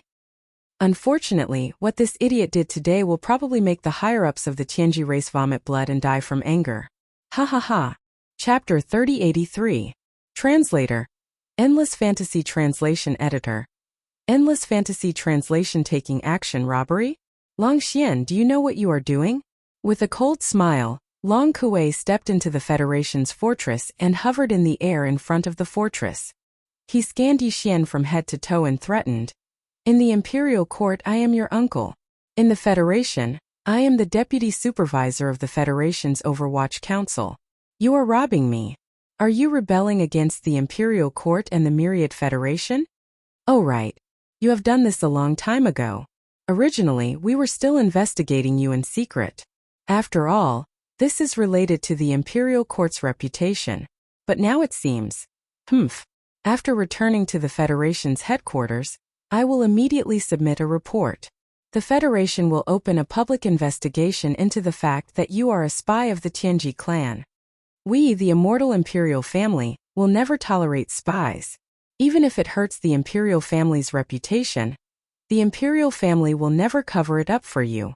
If you know what's good for you, if you have even the slightest bit of remorse, surrender immediately and hand over all the warships and pet army resources you obtained when you were bribed by the Tianji clan. Who knows, we might even be able to atone for your crime and leave you with an intact corpse. This way, at least the immortal Imperial family will retain some of its reputation.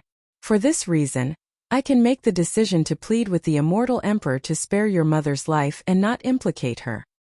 "Bah, dog, you think you are worthy?" Yi Xian was so angry that he laughed. He was too lazy to talk nonsense with the other. He raised his hand and pointed at the 20,000-meter diameter death ray cannon on Thunderbolt behind him. He sneered, "You saw it too. It has already finished charging and is just waiting for you to come. I can see that the fortress behind you is also charging, but it still needs 7 or 8 minutes, right? Hand over Naples and the purplish warbler within 5 minutes. Otherwise, I will step aside and the Thunderbolt behind you will immediately shoot a hole through the fortress behind you. Of course, if you think you can stop it, then you can. I won't stop you." As for Naples and the purplish warbler. After saying that, Yi Xian's gaze swept towards the Federation stronghold behind Long Kuei. He grinned and said, "General Naples, as a mystic light realm expert, it shouldn't be a problem for you to protect that little girl Ziying when you're prepared, right? After all, I will choose to aim at the middle section of the fortress when I shoot the hole. You should be at the top cabin, right?" Upon hearing this, the expressions of all the Federation officers and soldiers in the command cabin on the top floor of the Federation fortress immediately changed. They knew about Prince Xian's ruthless methods on the Heavenly River planet. If he said he would do something, he would really do it. This was especially so for the Federation officers and soldiers who happened to be at the middle section of the fortress. Every one of them had goosebumps all over their bodies. A death ray cannon with a diameter of 20,000 meters was fired at them at such a close distance.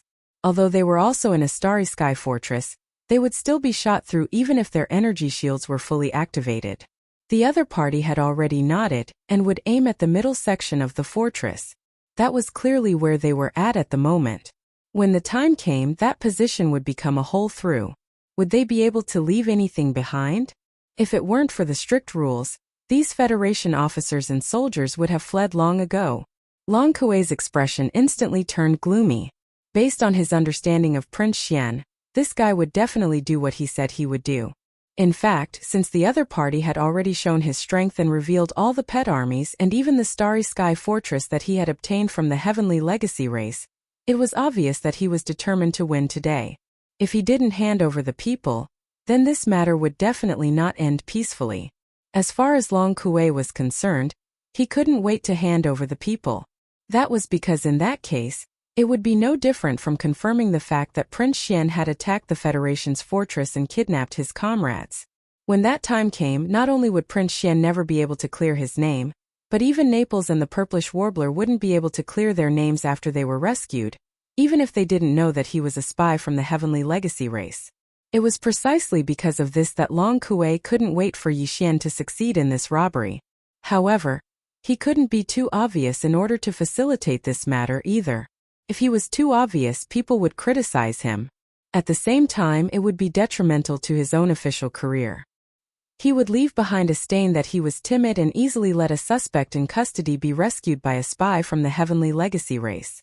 Therefore, he had to hand over the people, but he had to at least pretend to struggle for a while. It would be best if he could make it seem like he had no choice but to bear the humiliation and hand over the suspects in custody after considering the big picture. Then everything would be perfect. With this thought in mind, Long Kuei's heart immediately calmed down. He thought to himself that since it was going to be an act, he might as well make it more realistic. Why was Prince Xian's reputation so great? Wasn't it because he was fighting alone in the first universe of the Heavenly Legacy race? The times needed heroes and he just happened to be born, so he hit the jackpot. Of course, this unexpected birth had now been proven. Everything was the result of the Heavenly Legacy race's manipulation behind the scenes. He had already exposed Prince Xian's identity as a spy of the Tianji race, which was already a great achievement. If he could perfect his performance further and display the image of a hero, he might be able to take advantage of this opportunity to replace Prince Xian and become the new hero idol in the hearts of the Federation's citizens. It wouldn't be impossible for him to do so. Thinking of this, Long Kuei's heart was immediately moved. While he was secretly delighted, his face revealed a righteous expression, as if he was facing death with equanimity. He waved his hand and said, "Long Xian, you crazy guy, do you really dare to open fire? Fine, go ahead and open fire. As the deputy supervisor of the Federation, I will never compromise with a villain like you. You can try, but this deputy supervisor won't move a single step and will stand here. If you want to attack the Federation's fortress behind me, you'll have to step over my dead body first." "Are you sure?" Yi Xian saw through his thoughts and was instantly speechless. He didn't really want to blast a hole in the Federation's fortress. After all, he still had to clean up the mess afterward. It wouldn't be good to make a big deal out of it. But now Long Kuei wanted to show off and said in public that he wouldn't move a single step. In that case, he wouldn't open fire and just give him a shot from the fallen sky bow.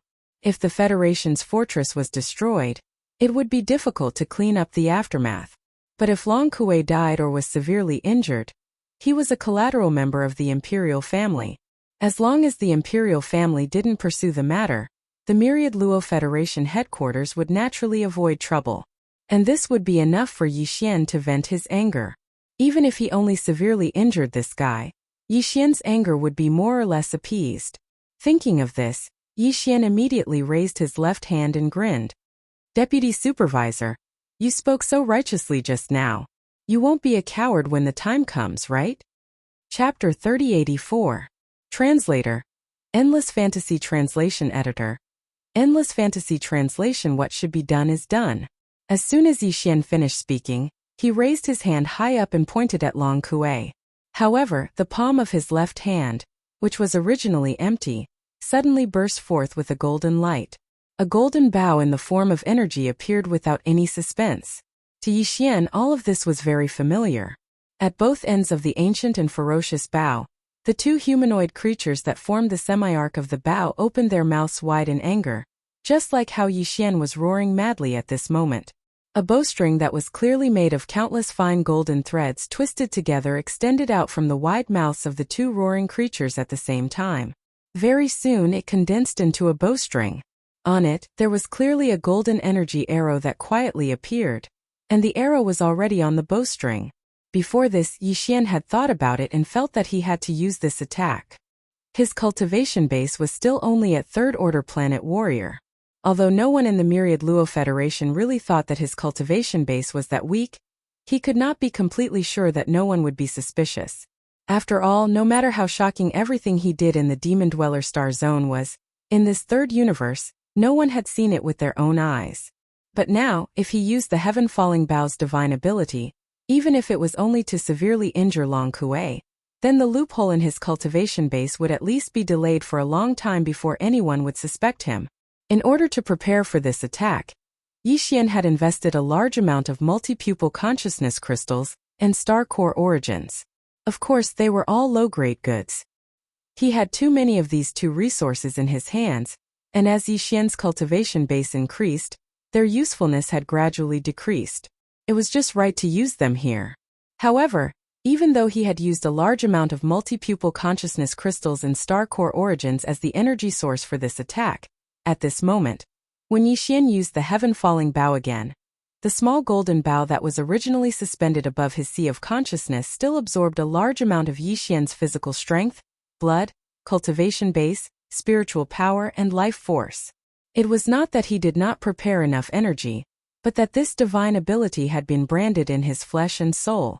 To activate it, most of the energy consumption could be prepared in advance, but to activate this small golden bow in his sea of consciousness, Yi Xian still had to rely on his own strength to complete it.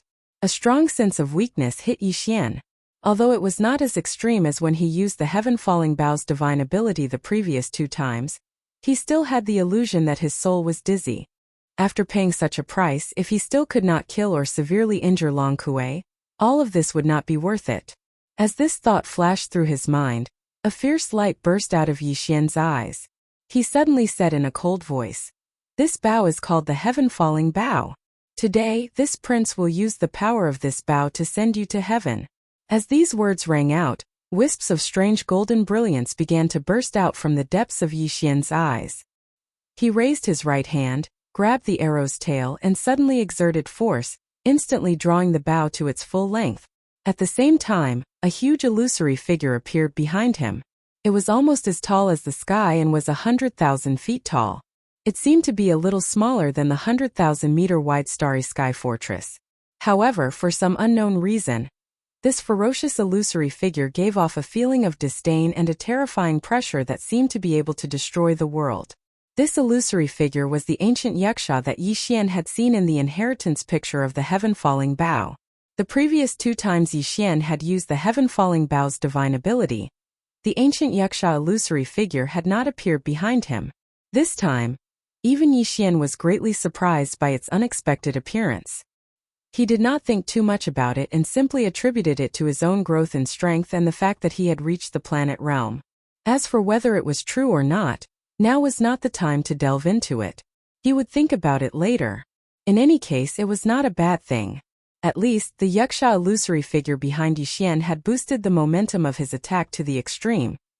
This illusory figure was simply too terrifying and sinister. It had a pair of huge wings on its back like a demon, and it exuded a thick and ancient aura from head to toe. There was also an incomparably sharp murderous aura that rushed toward him as soon as the illusory figure appeared. It made Long Kuei's heart beat violently, and a strong sense of life-or-death crisis surged in his heart. What is this? Long Kuei, who had originally held his head high and looked as if he was about to die, suddenly changed his expression, and his body began to tremble. He even stuttered as he cried out involuntarily. A coward was ultimately just a coward. In the face of the ancient Yaksha illusory figure and the inexplicable sense of life-or-death crisis, Long Kuei finally shrank back. Buzz! A murderous light flashed in his eyes, and a rapid buzzing sound rang out. The giant energy bow in Yi Xian's hand instantly emitted a blazing golden light. In the blink of an eye, it quickly condensed and poured into the arrow on the bowstring without missing a single drop. It whistled through the air and instantly traversed the boundless void, closing in on Long Kuei and shooting out with a loud bang. The golden energy arrow from the fallen sky bow whistled out from Yi Xian's hand as if it had teleported. In the next instant, it had already traversed a vast distance and appeared in front of Long Kuei without any suspense. This is impossible. Although he knew that Yi Xian's cultivation was definitely not as simple as the third level of the planet realm that he revealed on the surface, but now the other party had only casually attacked from afar, and it gave Long Kuei, who was a mystic light realm expert, a sense of danger that he would die in the next instant. How could he be so strong? This was illogical. Unwillingness and doubt flashed through Long Kuei's mind in an instant, and he let out a miserable howl as if he had gone mad. In fact, before the golden arrow left the fallen sky bow in Yi Xian's hand, he had already turned around. As the deputy supervisor of the headquarters of the Myriad Luo Federation, and as a member of the imperial family of the Eternal Dynasty, Long Kuei obviously had many life-saving treasures. Just as his body suddenly turned around and fled for his life, a green soul crystal appeared behind him. A drop of soul blood was clearly flowing within the translucent green soul crystal. Soul crystals could be formed by experts above the black hole realm. Once successfully formed, it was like a substitute for death. However, the price to pay for that drop of soul blood was extremely heavy, and ordinary experts rarely formed one. Those who truly formed one were either so strong that they did not care about losing a drop of soul blood, or they were extremely afraid of death. Long Kuei obviously belonged to the latter. At this moment, the aura of this soul crystal instantly surged and replaced Long Kuei's body, attracting the aura of the whistling golden arrow to lock onto it. At the same time that the aura of the soul crystal surged, Long Kuei happened to step into the Federation's stronghold. This guy seemed to have forgotten the impassioned words he had said half a minute ago and was running away like a stray dog. No matter what, he had lost a lot of face this time. At this critical juncture of life and death, the turtle head that should have shrunk back had shrunk back. Boom! Chapter 3085. Translator. Atlas Studios Editor. Atlas Studios Run this Cyan Soul Crystal was Long Kuei's life replacement item, and it was extremely precious. However, it was destroyed today. This matter made his heart ache. After all, the Cyan Soul Crystal contained a drop of his soul blood. Even Mystic Light Realm experts didn't have much soul blood. Every drop of soul blood he used was a great loss. Furthermore, this kind of soul crystal was extremely complicated and painful to refine. It was impossible to refine another soul crystal after using one. However, even though his heart ached, he couldn't care less at this moment. Yi Futian had expected that Prince Xian's current level of cultivation was definitely not weak. He was at least at the origin realm. After all, the Tianji clan was willing to spend so much on him. They couldn't just sit by and watch his cultivation level be too low. Even if Prince Xian didn't work hard, the Tianji clan would definitely think of ways to raise his cultivation level. Even so, Long Kuei did not expect Prince Xian to be so strong. Although the arrow just now could not kill him in an instant, it was completely possible for it to cause him to be seriously injured and on the verge of death. Although part of the reason for this was because the divine ability Prince Xian had used was too strange and too powerful, Long Kuei believed that Prince Xian's current cultivation was at least in the Grotto Heaven realm, even if he hadn't reached the Mystic Light realm yet. Damn this guy. He's in the 10th Great Realm, but he only shows the cultivation of the 4th Great Realm, the planet realm. What a jerk. With such resentment, the moment Long Kuei stepped into the federal fortress, he roared and gave the order. What are you still standing there for? Are you waiting for the enemy to blast you? Start jumping now. At this moment, there was only one thought in Long Kuei's mind. Run. Run, the faster the better. In fact, when he stepped out of the Federation's fortress, he had already given the order to start charging the space jump. Even the charging of the death ray cannons was compromised because of this. It was just for show. At that time, Long Kuei had already analyzed the situation clearly. No matter what, Prince Xian had revealed his trump cards at all costs. This was enough to prove that he was a spy from the Tianji clan. Just this point alone made Long Kuei undefeatable. In that case, there was really no need to stay here and waste time with the other party. At most, he would put on a show and immediately perform a space jump, bringing the Federation fortress away and returning to the Undying Star as soon as possible. The other party was also a starry sky fortress, which was of the same grade as the Federation fortress that he was in charge of. As long as he took the initiative and jumped through space first, it wouldn't be easy for Prince Xian to catch up to him even if he immediately chased after him. In fact, it might even be impossible. This guy was a lunatic. This could be seen from the fact that in order to rescue Naples and the Purplish Warbler, He had completely revealed his background. This kind of lunatic could go crazy at any time. Wouldn't it be a waste to take a shot from him? It was precisely because of this consideration that Long Kuei had already changed his decision before he stepped out of the Federation fortress.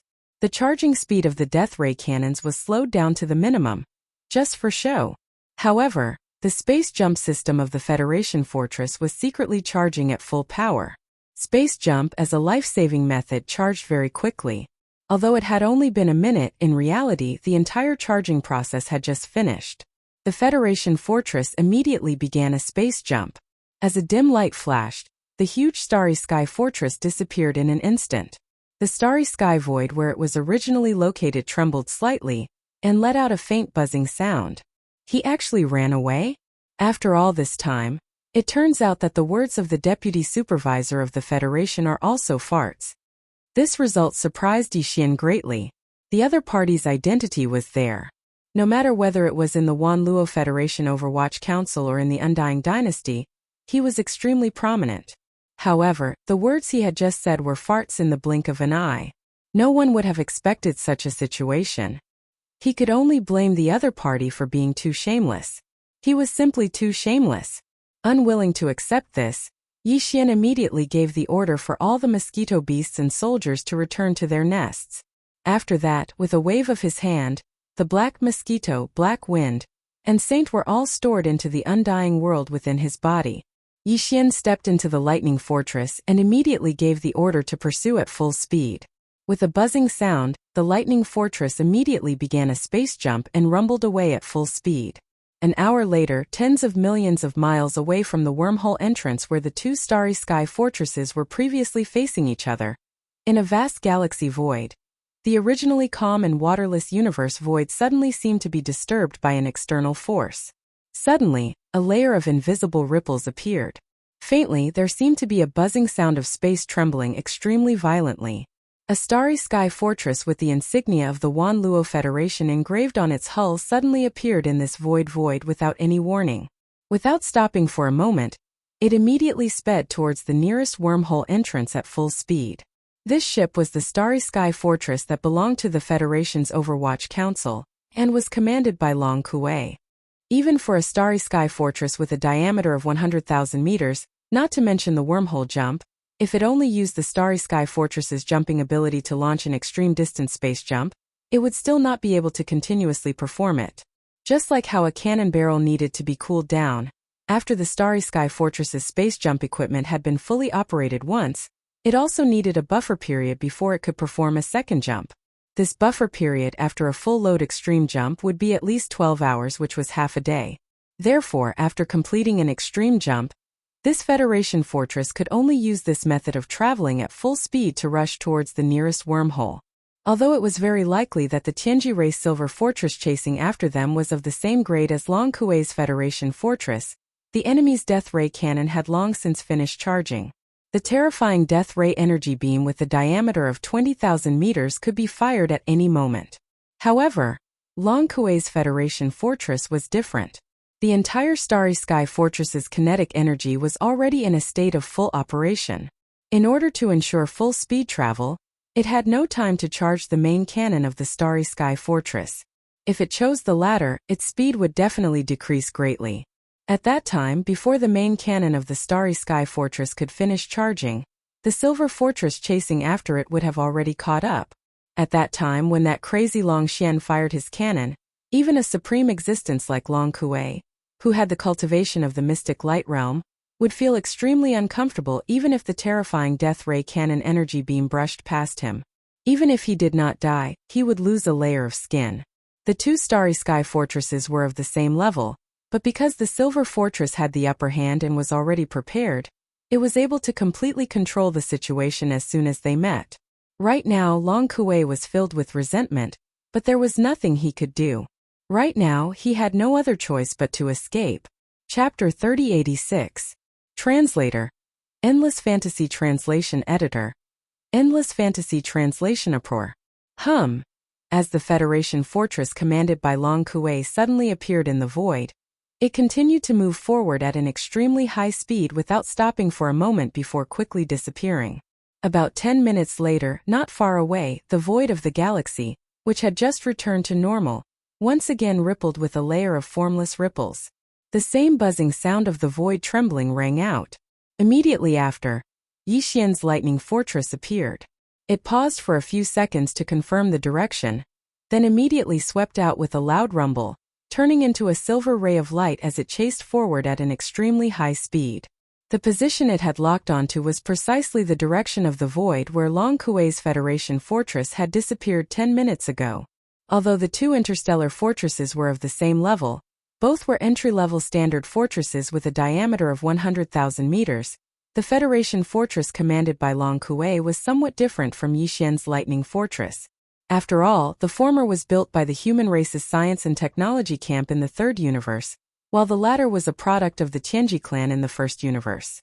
Although the general configuration and functions were similar, there was still a slight difference in the performance index. The official members of the Tianji clan were all intelligent robots that had developed self-awareness.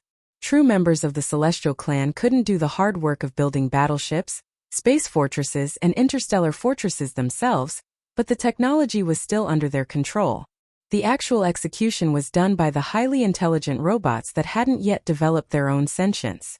There was no doubt about the creativity of the human race.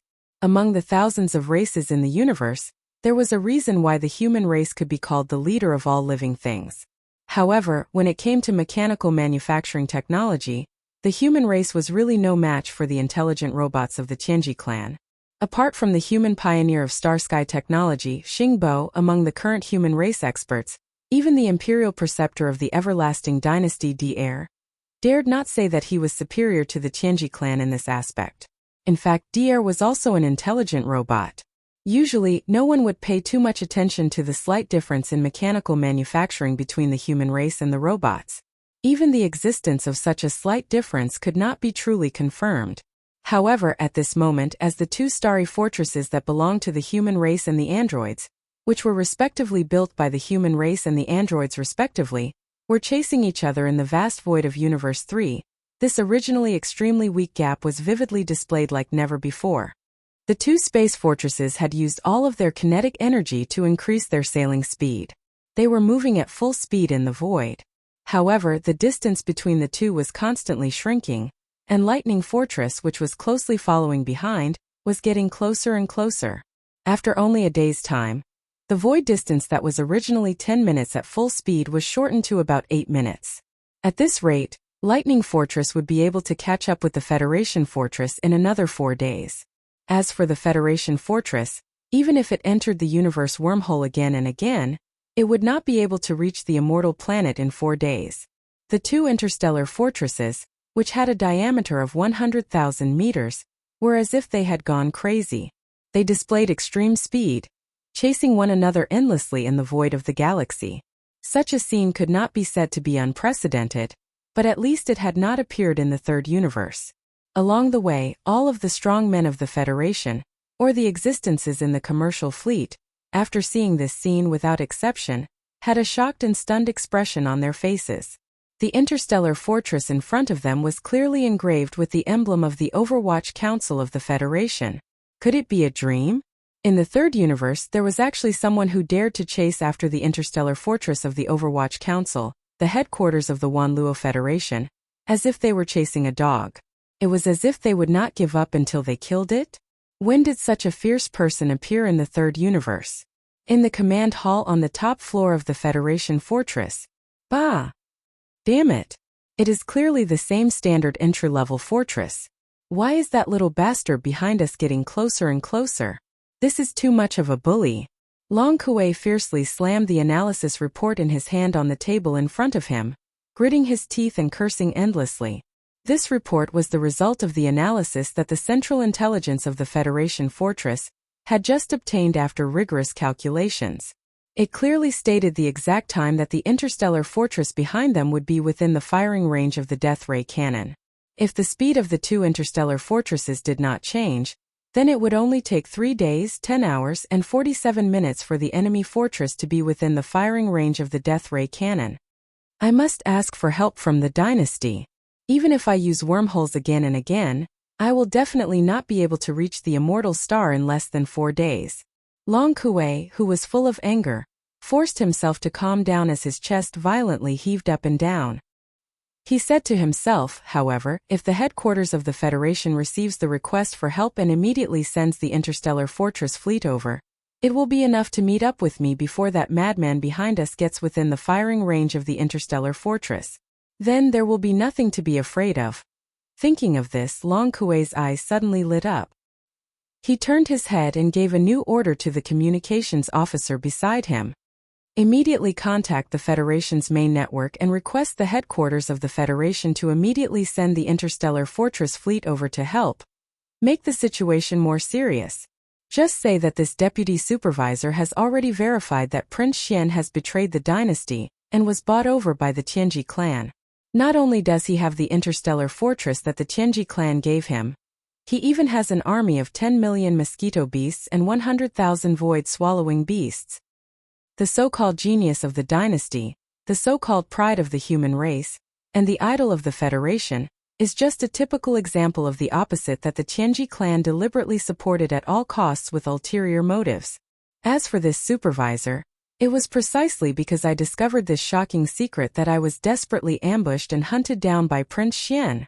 Although this supervisor is not afraid, considering that this information must be sent back to the headquarters of the Federation, including witnesses, I could only choose to endure and flee all the way back to the dynasty.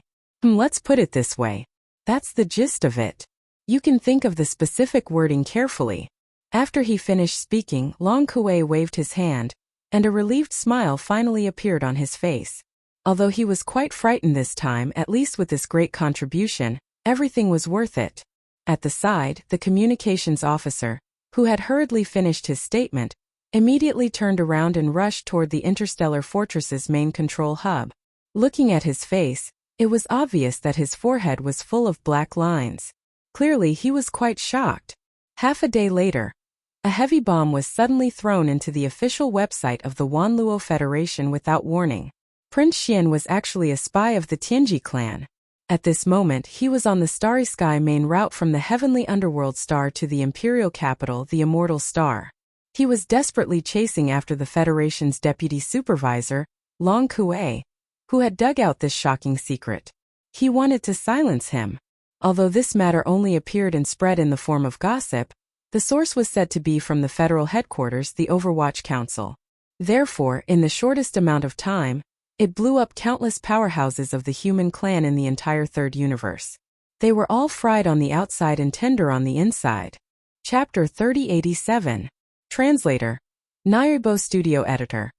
Nairbo Studio 4th Order Planet Warrior. As this shocking secret spread rapidly, countless powerhouses from the 3 universes were all stunned in an instant. Needless to say, there was no need to mention the human race of the 3rd universe. Now, Prince Xian's reputation was so great that he had almost become the pride of the entire human race. The Tenju Celestial Palace of the Cultivation Camp was slightly better, but on the Immortal Dynasty of the Science and Technology Camp, almost all of the young generation of Starry Sky Masters were fans of Prince Xian. Such a monstrous change was obviously unacceptable. As the news spread, the countless administrative planets in the 3 empires of the entire Immortal Dynasty and the territories of a large number of small countries were completely thrown into chaos. Doubts, protests, and angry curses resounded through the sky. Most of them were in support of Prince Xian. The same scene occurred in the cultivation camp in the 2nd universe, but it was far from being as intense as it was on the Immortal Dynasty's side. The officials of the various races of the Federation of the 2nd universe seemed to be enjoying the show. On the surface, they didn't make any comments, but in private, the higher-ups of the various races were probably overjoyed. Regardless of whether this was true or not, this time the human race had lost a lot of face. After all, although Long Kuei was the deputy supervisor of the Overwatch Council of the Federation, he was also a human and a collateral member of the Immortal Dynasty. It seemed that Prince Xian would have to call him uncle when he saw him. If he revealed such shocking secrets with such a sensitive identity, it would only be the human race and the Eternal Dynasty that would be embarrassed if the truth was not verified. Nobody would deliberately consider his position as the deputy supervisor of the Federation. Compared to the various races of the Federation of the 2nd universe, who were gloating. The Tianji race of the first universe and its hundreds of slave races were obviously even more confused. The hundreds of slave races in the first universe, including the demon race, were still fine. However, whether or not Prince Xian was a spy that the Tianji race had secretly nurtured and supported was something they couldn't be sure of. Their hearts were filled with suspicion. At most, they could only make wild guesses and nothing more. But the Tianji race was different, especially some of the higher-ups. After suddenly hearing this news, almost all of the core higher-ups of the Tianji race were dumbfounded. What was the human race playing at? Had the infighting of the immortal dynasty's royal family reached such a deranged state? Even Prince Xian, who had such a great reputation and was the pride of the royal family of the three universes, dared to slander him? And say that he was a spy of the human race bribed by the Tianji race? The hole in his brain was simply catching up to the skylight. Less than half a day later, after a period of shock and not knowing whether to laugh or cry, the Heavenly Legacy Race's base camp suddenly issued an edict, informing all the administrative planets of the first universe's servant 100 races that the first universe's arrest warrant issued against Prince Xian was completely cancelled. Hope that Prince Xian could escape from the human race and turn to the embrace of the immortal dynasty. The gate of the immortal dynasty race, the immortal dynasty Xian, that Prince Xian Li. This was the news. Was realm race realm? World Xian Zhou Xian realm? Xian Studio and Xian was Xian Studio News. Xian to say X. Even some of the prince's fans were shaken and fell into silence. But even more people were still supporting Prince Xian, pointing out that this was just the Tianji race's deliberate plan to confuse the public. They wanted to make the third universe, and even the entire Myriad Luo Federation, even more chaotic. However, no matter what kind of opinion they held at this moment, the gazes of the countless human clan masters in the third universe were all focused on the same star field. In that star sector, Prince Xian and the Federation's supervisor Long Kuei were having a great time chasing after each other. They were chasing after each other as if they had gone mad and didn't give up. Those who fled were chased like stray dogs, and they were in a sorry state. In fact, the gazes that were paying attention to that star sector were not limited to the human race in the third universe. Even the various races of the Federation in the second universe, as well as the Tianji race and their servant races in the first universe, were all paying close attention to all the news from the third universe that was related to this star sector. No one knew what kind of situation this sudden incident would develop into. But this question had unwittingly tugged at the heartstrings of countless experts in the three universes. As the person involved and even the instigator of this incident, Yi Xian was completely unaware of all this. He didn't even know that Long Kuei had already officially reported the conclusion that he was a spy of the Tianji race to the Federation's Overwatch Council, while he was running for his life. Of course, even if Yi Xian knew all this, he didn't care. When he decided to use such a high-profile and tough method to rescue Naples and the Purplish Warbler, he had already anticipated that such a situation would occur. From a certain point of view, all of this was actually what Yi Xian wanted to see. His goal was to use the final result of this incident to make a statement to his royal brother, who had been eyeing him covetously, and most likely had been secretly plotting against him for a long time, as well as the upper echelons of the royal family that supported him behind the scenes. If one had to insist on saying that it was a show of strength, it was actually not impossible. At least Yi Xian would not deny it.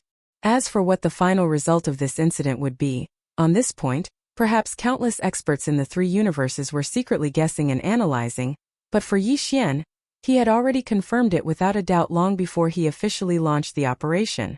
Right now, what he needed to do, and what he was doing, was to turn this result, which could not possibly have any suspense, into an established fact bit by bit. In this regard, Yi Xian had a well-thought-out plan. Therefore, in the past 1.5 days, although Thunderbolt had been chasing at full speed like a madman, Yi Xian, who was in the Commander-in-Chief cabin on the top floor of Thunderbolt Fortress, had been extremely calm and collected. Even the control of Thunderbolt Fortress had been temporarily handed over to Zuofeng Tai. As for Yi Xian himself, he sat cross-legged on the sofa in the Commander-in-Chief's resting area as if no one else was around. He took out a small pile of Starcore Origin and took a break from his busy schedule to start cultivating. According to the calculations and analysis of the Devouring system, under the premise of maintaining the current speed, it would take at least 3 days to catch up with that stray dog in front of them and get within the range of the fortress's antimatter death ray cannons. For other human experts, 3 days would pass in the blink of an eye, so it was meaningless to cultivate or not. But for Yi Xian, 3 days of all-out cultivation was enough for him to make another small breakthrough in his cultivation realm. Since he had nothing to do, why not chase after the dog and raise his cultivation realm to 4th order planet warrior at the same time?